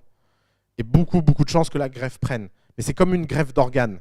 La probabilité que tu survives est faible. Ça ne veut pas dire que ça ne marche pas des fois. Mais ce qui est sûr, c'est que des CEO qui partent volontairement, il y en a, mais c'est très très dur de le faire. C'est très très dur de le faire. Et ça intervient rarement dans les 5 premières années. Par exemple, l'un des indices qui montrait que Twitter était une boîte qui allait mal alors que tout le monde croyait qu'elle allait bien, c'était 4 CEO en 5 ans. Aucune start-up ne vit ça. Et alors, ils avaient un super discours de PR. Le premier était censé avoir mis au point le produit et passer le relais au second, qui était censé avoir mis au point la viralité et passer le relais au troisième. Comme si c'était des cases à cocher. Alors, produit, oui, c'est bon, allez. Étape suivante, rendons-le célèbre. Le problème, il était ailleurs. Le gros problème à tout ça, c'est que vous devez développer une culture. Alors, j'ai déjà fait un aparté là-dessus, mais vous devez développer une culture de l'honnêteté vis-à-vis de vous-même. Vous devez absolument être honnête vis-à-vis de vous-même et vous devez absolument ne pas croire, faire la différence entre l'histoire que vous dites aux autres et l'histoire que vous vous dites à vous-même. Vous devez toujours garder le cap et toujours monter le niveau d'expectation. Retenez cette règle, everybody lies. Toujours. C'est très compliqué de savoir la vérité des choses, parce que la vérité est souvent imperceptible en fait. Donc ne tombez pas dans les histoires et ne tombez pas dans les cas. Je vais finir là-dessus sur qu'est-ce qu'un numéro 1. Il y a 2 types de CEO et il faut absolument, quand vous rejoignez une équipe fondatrice, que vous fassiez cette analyse. Est-ce que vous êtes in peacetime ou wartime? Est-ce que vous êtes en temps de paix ou est-ce que vous êtes en temps de guerre? Il y a des marchés qui sont dans des temps de paix, il y a des marchés qui sont dans des temps de guerre. Les types de personnalités qu'il faut pour réussir à prendre un marché dépend grandement de la caractéristique du marché. Est-ce qu'on est en guerre ou est-ce qu'on est en paix? Encore une fois, très bonne référence à Godfather.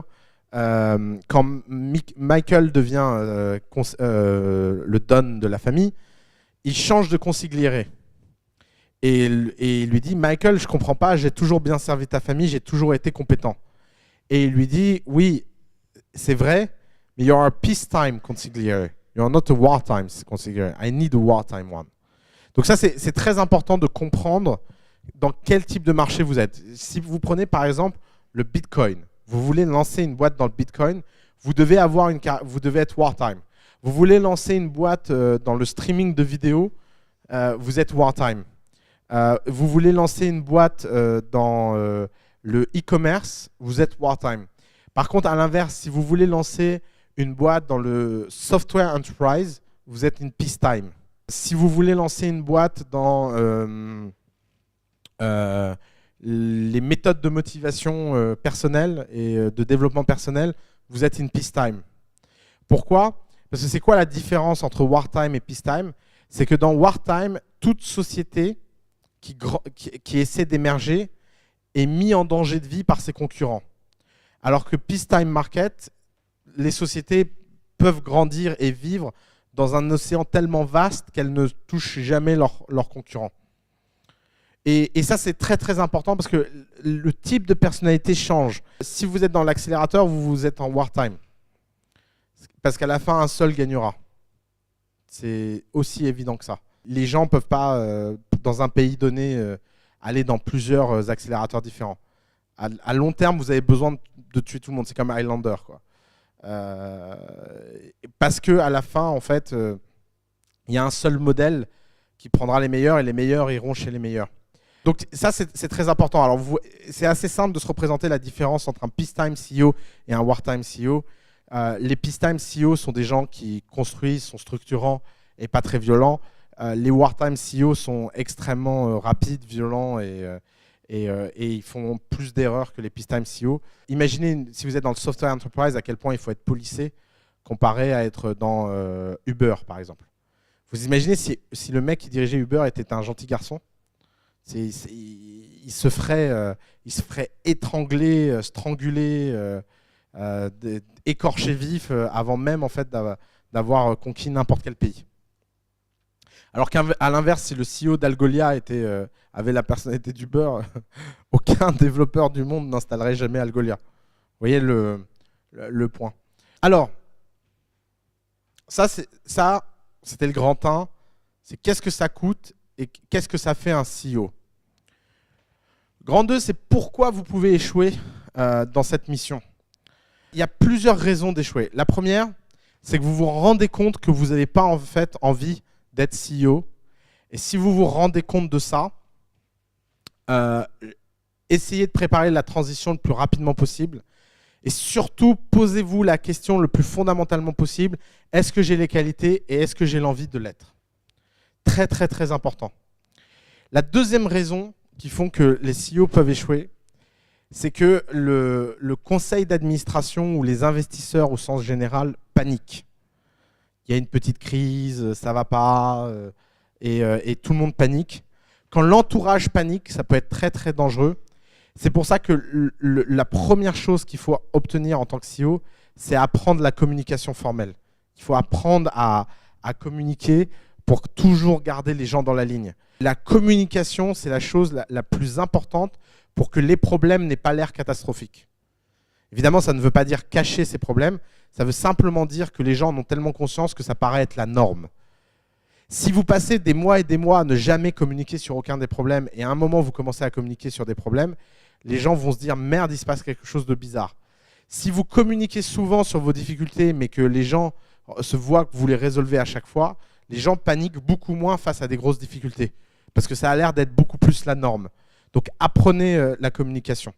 Et alors il y a la raison la plus fondamentale et la plus structurelle dans votre cas ici pour laquelle le CEO échoue, qui s'appelle Product CEO Paradox. C'est le fait que la plupart du temps, un bon CEO de startup, c'est celui qui va fabriquer le produit.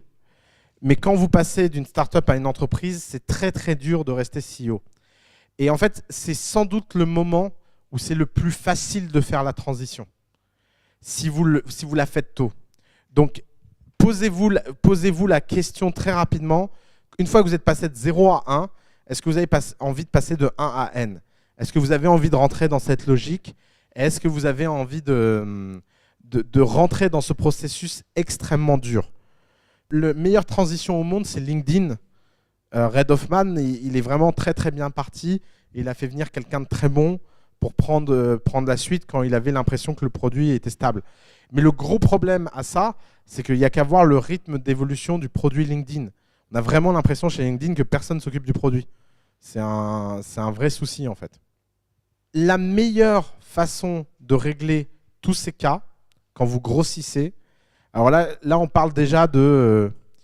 je m'explique. La meilleure façon de régler ce genre de cas, c'est d'arriver le plus rapidement possible à formaliser sur papier les process et les apprentissages et de garder une trace écrite. Mais ça ne sert à rien de tout formaliser tant que vous n'avez pas des convictions très profondes. Parce que l'avantage du papier, c'est que ça scale. Vous pouvez transmettre de l'information à des gens qui sont loin et vous pouvez transmettre de la bonne pratique si vous les écrivez ou si vous les enregistrez en vidéo d'ailleurs. Mais vous devez garder trace des apprentissages que vous faites pour que tous les gens qui rejoignent votre entreprise ne repassent pas par le même processus. Une personne sur deux qui rentre dans une famille nous demande pourquoi on ne fait pas des batchs. Aujourd'hui, ça va, on n'est pas beaucoup, on peut le faire à la main. Mais si demain, vous ouvrez 20 familles à travers le monde, vous devez absolument convaincre tout le monde de pourquoi il ne faut pas faire de batch dans des écosystèmes non matures. Et ça doit être quelque chose de préalable à leur arrivée, ou du moins à la première semaine de leur arrivée. Ils doivent en être philosophiquement convaincus. Donc la chose la plus dure à faire dans une organisation, c'est que tout le monde ne reprenne pas à zéro l'apprentissage. Et que quand les gens partent, l'information et la valeur de l'information qui a été produite sur ce qui fonctionne ou ce qui ne fonctionne pas ne soit pas perdue. L'exemple le plus réussi, vous allez vraiment croire que je suis un obsédé, mais l'exemple le plus réussi que j'ai jamais vu, c'est Uber. Uber, il a fait un truc incroyable, c'est que la première fois qu'il a ouvert Uber, ils ont tenu un playbook journalier de tout ce qui avait eu lieu et tout ce qu'ils avaient fait, tout ce qu'ils avaient pris comme décision, une sorte de journal intime de la startup. Et quand ils ont ouvert la deuxième ville, ils ont relu le journal intime, ils ont enlevé tout ce qui était con, tout ce qui était inutile, et ça a fait le manuel de la deuxième ville. Et quand ils ont ouvert la deuxième ville, ils ont recommencé. Tous les jours, ils ont réécrit jour par jour ce qu'ils ont fait, et si ça s'accélérait ou pas, si ça allait plus vite. Et puis quand ils ont ouvert la troisième ville, ils ont recliné le document, et ça a fait le manuel pour la troisième ville. Puis dans la troisième ville, ils ont réécrit machin, et vous voyez le principe. Maintenant, Uber a une sorte de playbook hyper précis de quelles sont les 10 erreurs à ne pas commettre, les 100 points à prendre, comment recruter les chauffeurs, quel est le type d'email qu'il faut traduire, comment envoyer, comment organiser le premier dîner, comment, etc., etc., etc. C'est ce type de formalisme-là qui vous aide à scaler. N'oubliez pas qu'une startup by intent, et vous pouvez avoir l'impression que c'est trop tôt pour réfléchir à ça, mais by intent, c'est-à-dire par nature des choses, est condamnée à scaler. Une startup qui ne scale pas, c'est une startup qui meurt. Et donc, forcément, vous devez absolument, le plus rapidement possible, rentrer dans des logiques de formalisation et juste d'avoir inscrite dans le marbre quelque part qu'est-ce qui fait la valeur, les usages, les concepts de votre startup. Et l'autre chose, c'est que s'il y a un type de management qui marche mieux dans les startups que nulle part ailleurs, c'est le management by walking, qui est le fait de parler au hasard avec les gens au fur et à mesure pour avoir de l'information et avoir les bonnes choses en fait. Si vous marchez et que vous rencontrez des gens au hasard, vous aurez toujours le sentiment d'être en retard ou pas avec ce que les gens pensent, et vous verrez tout de suite quelle est la distance entre ce que les gens doivent savoir et ce qu'ils savent réellement. Et rester connecté le plus longtemps possible avec les gens et surtout pour le coup, les gens les moins importants de votre organisation. N'oubliez jamais qu'une start-up se définit par le maillon le plus faible de votre organisation.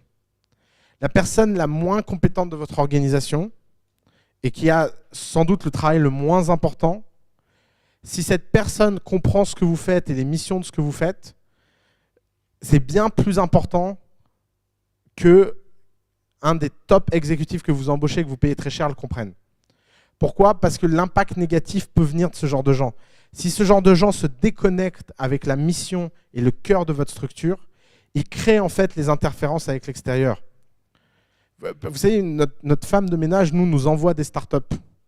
Et parce qu'elle sait ce qu'on fait. Et c'est hyper important. Et c'est hyper important de bien la considérer.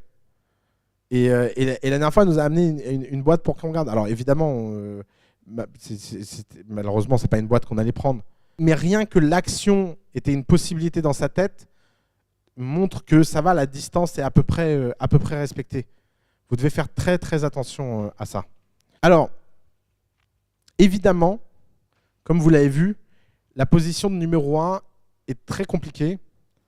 Et la position de numéro 2 au sens large est infiniment plus simple. Parce que la position de numéro 2, c'est de faire en sorte que le numéro 1 réussisse. Et ça, c'est une position beaucoup plus confortable. Il y a une anecdote qui me fait toujours beaucoup mourir de rire. Un jour, j'ai rencontré un CEO d'une très très grande boîte américaine qui m'a dit, tu sais, c'est quoi le grand malheur de ma vie? Je dis non. Il dit, c'est que je gagne 10 fois plus que mes collaborateurs les plus proches. Je lui dis, ça va, il y a pire comme malheur. Il me dit, non, parce que je dépense 10 fois moins qu'eux.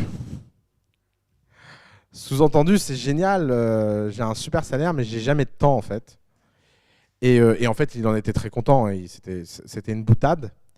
Mais ça montrait aussi qu'il était conscient du choix qu'il avait fait en fait.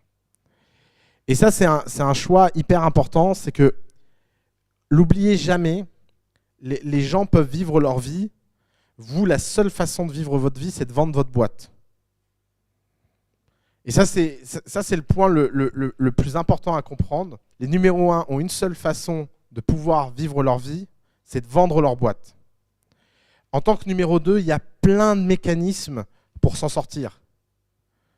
En tant que numéro 3, numéro 4, numéro 5, numéro 10, encore plus. Vous avez vu Florian Douetto, par exemple. Florian Douetto, j'ai failli dire un truc qui était confidentiel, mais s'en est mieux sorti que le CEO d'Exalead d'un point de vue finance et développement personnel. Pourquoi? Parce que Exalead, c'est le type de boîte où à chaque fois qu'ils ont pris une décision, ils ont pris la mauvaise. Qu'est-ce que les investisseurs ont fait à chaque fois?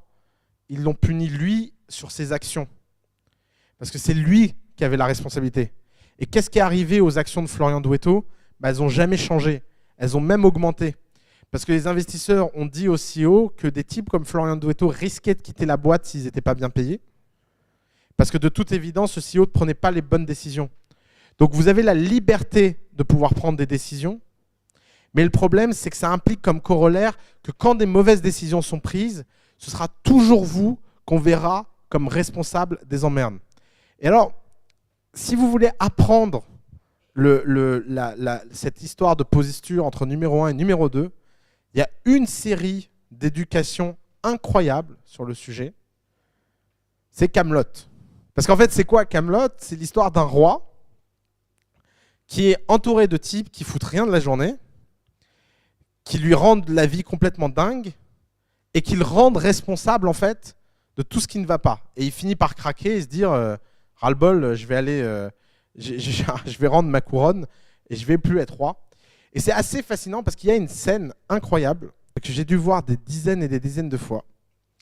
Parce que il y a Léo Dagan qui parle avec le magicien et il parle de la situation du royaume qui fout vraiment le camp.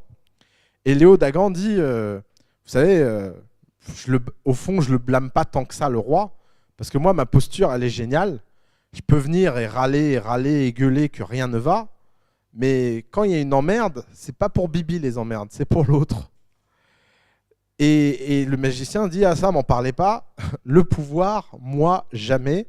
J'ai une seule vocation dans la vie, c'est m'en mettre plein les fouilles et de passer à la suite. Et en fait, cette scène résume vachement en fait la situation, puisque pendant 5 saisons, vous avez l'impression que ce Léodelgan de Carmélite, son seul rêve dans la vie, c'est de devenir roi. Alors que dans ce moment de sincérité, il vous montre que en fait, finalement, c'est quand même bien plus sympa de ne pas l'être.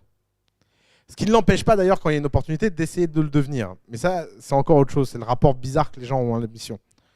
Donc vous n'imaginez pas à quel point cette série en fait pointe vachement bien le rapport que vous pouvez avoir au pouvoir.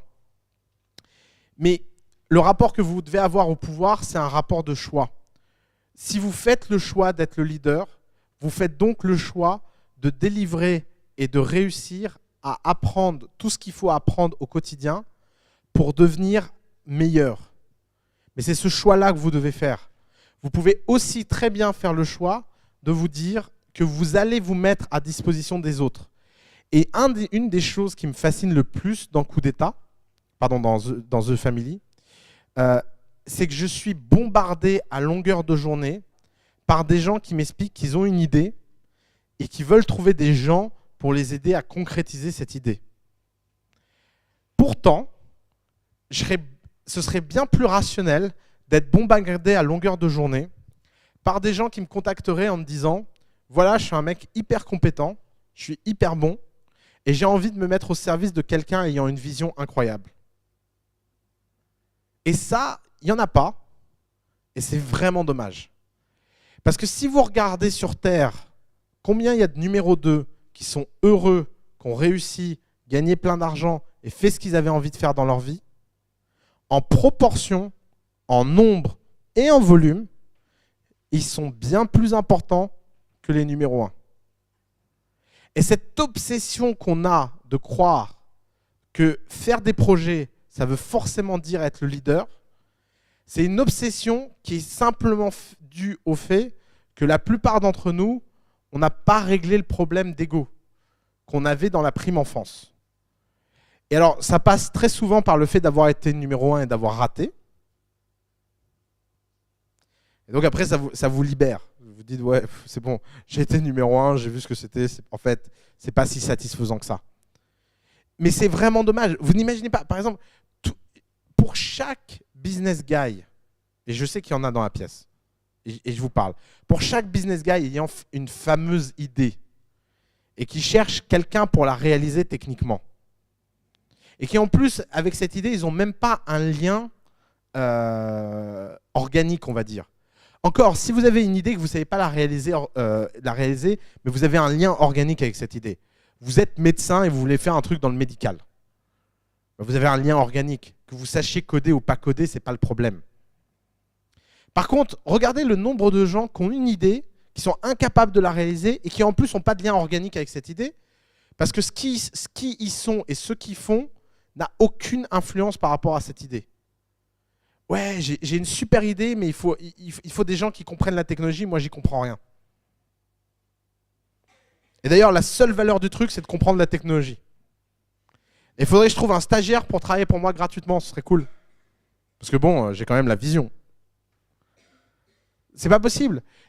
90% de ces gens seraient bien plus heureux dans la vie s'ils se disaient, putain, je sais vendre, je parle bien, je pourrais faire un super numéro 2. Regardez l'histoire de My Little Paris. Le type qui a rejoint la fondatrice de My Little Paris, il a touché le jackpot simplement en faisant tout ce qu'elle ne savait pas faire, alors que lui tout seul n'aurait jamais fait ce qu'elle savait faire. Il s'est mis au service. Et apprendre la valeur de se mettre au service de quelqu'un, c'est un acte hyper noble. Et d'ailleurs, souvent, ça c'est un truc qui me fait beaucoup rire, les associés adorent s'imaginer à égalité. Ça, c'est le grand truc, parce que quand même, chacun apporte une valeur différente, machin. Non. La vérité, c'est que la vraie noblesse, c'est d'apprendre quand dans la vie, vous mettre au service de quelqu'un et d'une cause aura bien plus d'impact que qui que ce soit vous suivant. Et réfléchir une fois dans sa vie à cette question-là, c'est des choses qui peuvent changer la vie. Parce que ça peut vous orienter à aller dans la bonne direction plutôt qu'être obsédé par votre fameuse vision et votre fameuse idée qui en fait n'ira jamais nulle part. Aucun investisseur du monde ne se pose cette question-là si la boîte a de la croissance.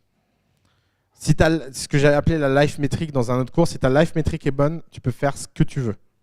Ce que tu veux. Tu peux faire n'importe quoi, les gens te défendront. Tu peux même faire des choses moralement ineptes et que les gens hésitent à te...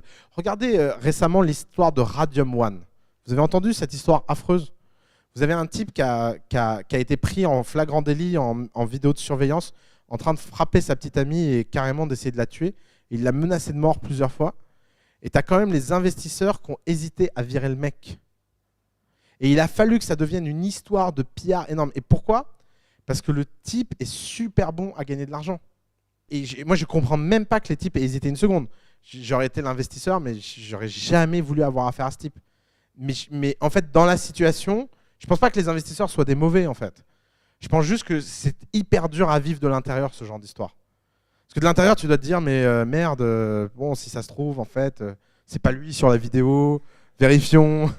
et puis tu dois avoir le cœur qui panique tellement, tu te dis, mais c'est pas possible, je suis avec un psychopathe depuis des années, je m'en suis pas rendu compte. Enfin, ça doit être hyper dur à vivre de l'intérieur. De l'extérieur, tu te dis, mais c'est bon, virez-le et on passe à autre chose.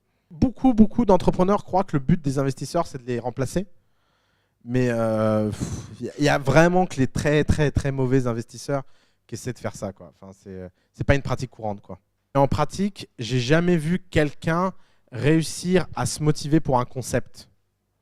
C'est-à-dire que si tu as le malheur d'avoir la meilleure machine du monde, mais qu'elle n'est pas alimentée par quelque chose de concret qui avance et qui produit du résultat, tu te retrouves en fait dans la situation où les gens n'arrivent pas à garder le cap et n'arrivent pas à voir qu'il y a du progrès et s'ennuient et tu n'arrives pas à maintenir ta légitimité. Parce que cette machine, au fond, elle n'existe que parce que tu as trouvé quelque chose qui produit de la croissance et qui va bien. Et notamment, grande question à laquelle je n'ai pas de réponse, c'est à quel moment... Je pense que dès le premier jour, il faut réfléchir à sa culture. Mais à partir de quel moment il faut implémenter la culture? Et par exemple, à The Family, on ne fait pas beaucoup de travail avec les startups sur l'implémentation de la culture, parce que 80% de nos startups n'ont pas de traction. Et je disais à Nicolas Collin la dernière fois que je me sentais un peu mal à l'aise avec ça. Et Nicolas me disait, mais non, t'as tort, Oussama, on devrait réfléchir à installer la culture dans les boîtes et les aider à développer leur culture, etc. Et je lui dis, mais oui, mais comment? Et il me dit, bah, regarde The Family, dès le premier jour, on a pensé à la culture. J'ai dit, oui, mais regarde The Family, dès le premier jour, on a eu de l'attraction. Et ce genre de situations sont compliquées parce que si tu amènes de la culture avant même d'avoir quoi que ce soit, et d'avoir de l'attraction, etc., les gens se disent c'est du bullshit. C'est pas. Prenons le PowerPoint killer de Bunker. Bunker, ils travaillent beaucoup leur culture. C'est l'une des boîtes sur laquelle je travaille le plus leur culture et je les aide à formaliser leur culture. Mais c'est hyper facile parce que leur croissance utilisateur est super forte. Donc, quand ils ont un discours avec leurs employés de on doit être des warriors, on doit aller vite, on doit délivrer, etc., ils ont juste qu'à montrer le graphe du truc pour dire au mec c'est important. Si tu mets un type dans ce genre de violence mentale-là et que le type voit que ça va nulle part, eh ben, il se dit, il se fout de ma gueule, quoi. Enfin, c'est bon, ça sert à rien ton truc. Et c'est pour ça qu'un truc aussi ridicule qu'il est PowerPoint, c'est sans doute le seul endroit au monde où quand c'est dit par les gens, c'est pas ridicule et les gens arrivent à y croire dans un petit groupe. Parce que c'est aussi ça, c'est que le résultat compte plus que l'environnement et ce que tu veux faire, quoi.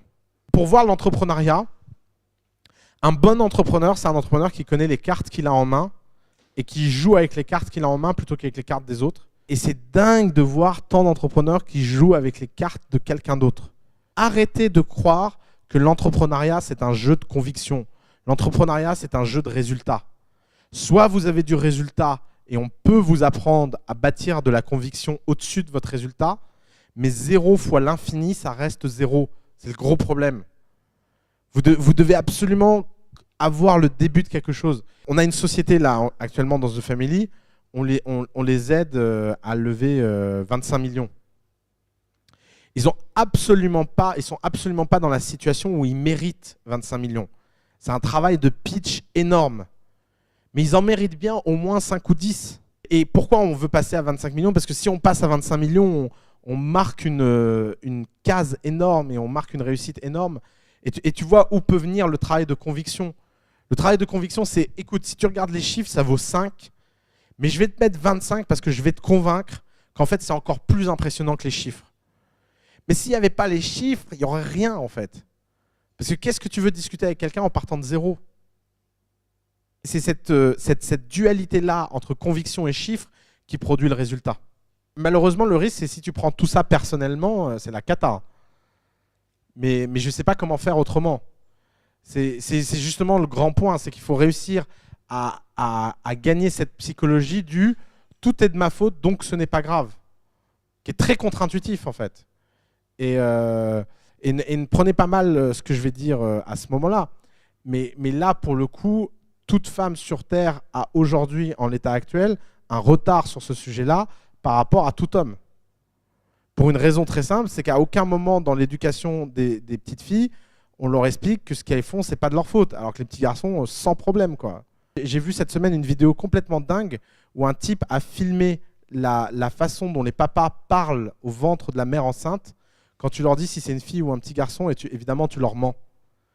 Et ils ne parlent pas de la même façon, c'est flippant. Et il y a tout un projet artistique qui dit Gender inequality start before you are born. Et après, tu demandes aux gens, alors vous pensez qu'il faut élever un petit garçon et une petite fille de la même façon? Ils disent, ben oui, évidemment. Juste le ton de voix n'est pas le même. Hein. C'est hyper flippant, en fait. Le sujet là-dedans, c'est que, donc forcément, quand on est une femme, ça veut aussi dire s'affranchir de la culture sur ces sujets-là et de passer l'étape et de se construire son truc. Notamment, j'ai une fascination là depuis 15 jours. Je suis tombé publiquement amoureux, on va dire, de Sofia Amoroso, de Nasty Gal. Alors, je ne sais pas si vous connaissez cet entrepreneur. C'est incroyable. Parce que le gros problème, c'est que le modèle entrepreneuriat féminin, c'est des gens en fait, qui deviennent hyper masculins et hyper insupportables. Et donc, ils ont la double violence, en fait. Ils ont la violence d'avoir réussi, puis d'avoir trahi les femmes, en fait. Donc, ils doivent vraiment, vraiment être seuls, ceux-là. Alors que Sofia Amoroso, elle est très belle, elle est hyper douce, elle est très timide. C'est super drôle de voir quelqu'un d'aussi successful. Et elle dit des trucs hallucinants. Genre, mais je rêverais de la voir ici pour témoigner un jour en France. Mais aller regarder ses vidéos, c'est incroyable. Mais ça m'a marqué parce que l'une des premières phrases qu'elle a dites, c'est « J'ai eu toujours beaucoup de chance, c'est que je suis née relativement inconsciente. » Et j'arrive pas à voir ce qui est important ou pas. Alors les gens font des psychodrames et moi, ouais. Mais elle a même dit qu'au début, elle faisait semblant de croire que les choses étaient importantes pour faire plaisir à son entourage, pour que son entourage se dise pas ouais, je suis avec une folle dingue en fait. Mais en fait, c'est ce qui l'a sauvé. C'est développer. Je sais pas comment on devient inconscient. C'est une vraie question. Je sais même pas comment on aide quelqu'un à devenir inconscient. Mais avoir ce genre de responsabilité à haut niveau et donc de responsabilisation, on se dit tout est de ma faute, cumulé avec c'est pas grave, la prochaine fois je ferai mieux et next, c'est vraiment killer. Alors peut-être qu'il suffit d'en être conscient et qu'à force de s'entraîner, on finit par le faire. Le fondateur d'Airbnb dit qu'il n'arrivait pas à croire que les revenus étaient importants. Et donc, il avait mis sur la fenêtre de sa salle, sur la vitre de sa salle de bain, la courbe de revenus qu'il devait faire et la courbe de revenus réels qu'il faisait. Et comme il la voyait tous les matins et qu'il voyait l'écart tous les matins, ça a fini à être la chose la plus importante pour lui dans sa vie. Alors qu'avant, il disait, j'y arrivais pas. À chaque fois que Paul Graham me disait, tes revenus, je disais, ouais. Non, mais c'est super important. Et il y a peut-être des trucs comme ça, des petites astuces de programmation psychologique qui font que tu changes d'attitude. Et peut-être que peut-être que l'autre, là j'ai du mal à le dire parce que c'est pas vrai, mais il y a forcément, pour tout le monde, il y a forcément une bonne façon de se sentir responsable des choses sans sombrer en fait. J'en suis persuadé. C'est juste qu'il faut trouver le bon chemin et c'est compliqué, c'est une quête personnelle, mais au moins de savoir vers quoi il faut tendre, ça te permet d'en avoir conscience et de le faire.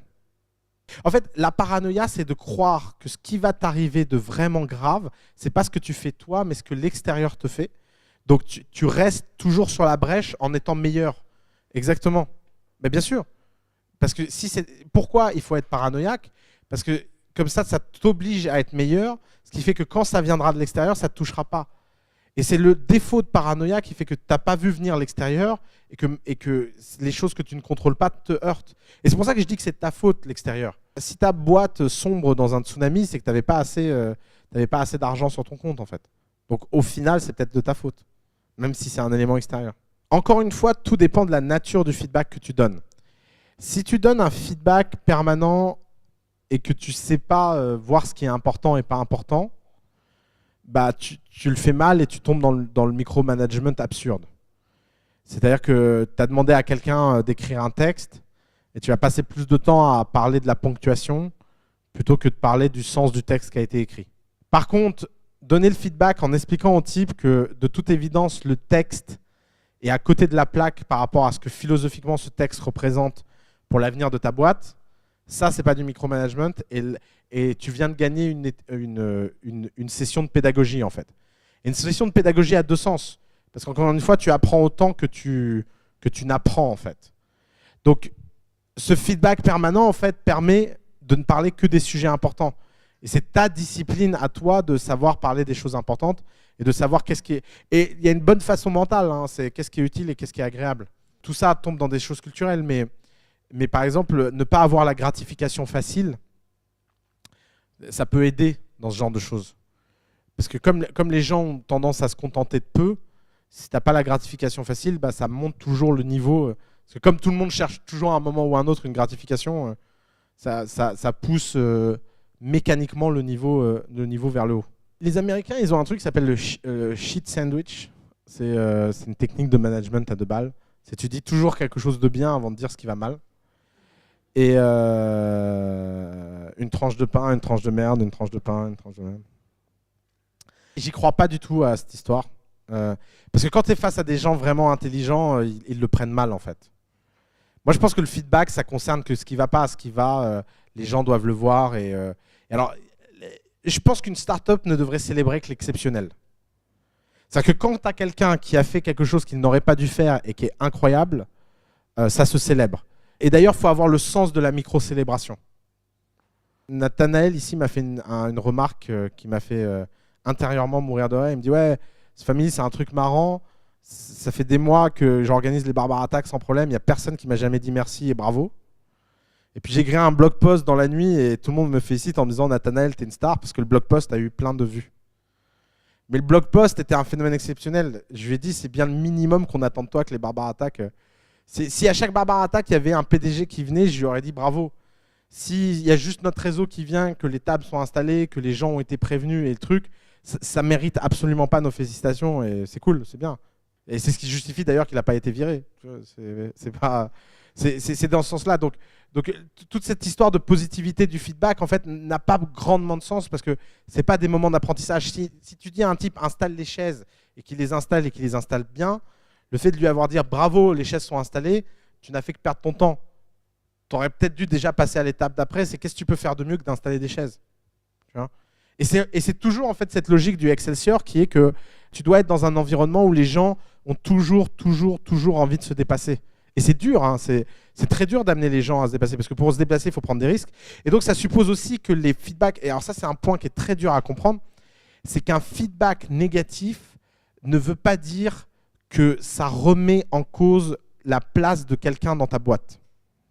Les gens vivent comme un drame les feedbacks négatifs parce qu'ils se disent ça y est, je suis déconsidéré, je vais perdre en statut, je vais perdre en salaire, je vais perdre en promo, je vais perdre en machin. C'est toujours la même histoire. Tu dis aux gens il faut prendre de l'initiative. Et les gens prennent de l'initiative, ils font n'importe quoi. Alors tu les engueules, tu leur dis mais c'est de la merde là ce que tu as fait. Tu m'as dit de prendre de l'initiative. Bah oui. Mais je t'ai pas dit de faire n'importe quoi.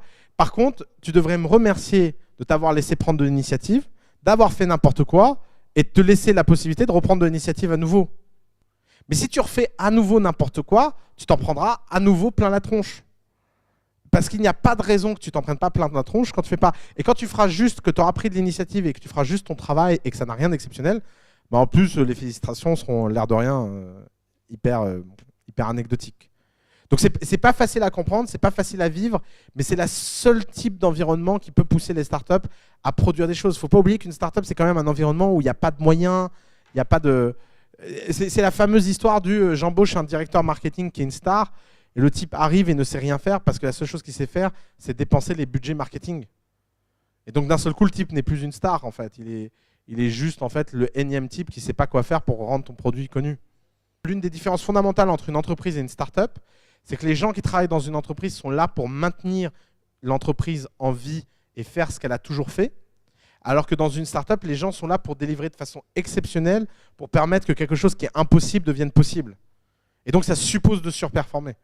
Les employés de startup sont forcément des gens qui surperforment, forcément. Vous pouvez pas, si vous avez juste des gens qui performent, vous n'allez pas aller très loin en fait. Et en plus, vous n'avez pas d'argent pour les payer. Très bien. Parlons de ça, une startup qui lève de l'argent, la pire chose qu'une startup qui lève de l'argent peut faire, c'est de mal payer les gens.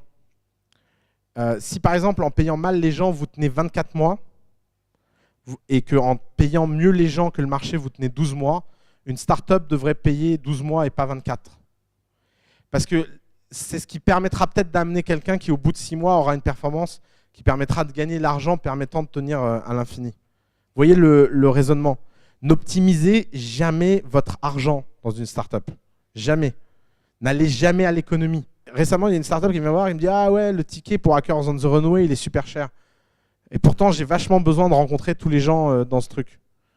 Je lui ai dit bah, « Vire tes 2 stagiaires qui servent à rien et viens à Hackers on the Runway. » Parce que la probabilité que dans un événement comme Hackers on the Runway, la vie de sa startup change est bien plus élevée qu'avec ces 2 stagiaires qui feront jamais rien pendant les 9 prochains mois.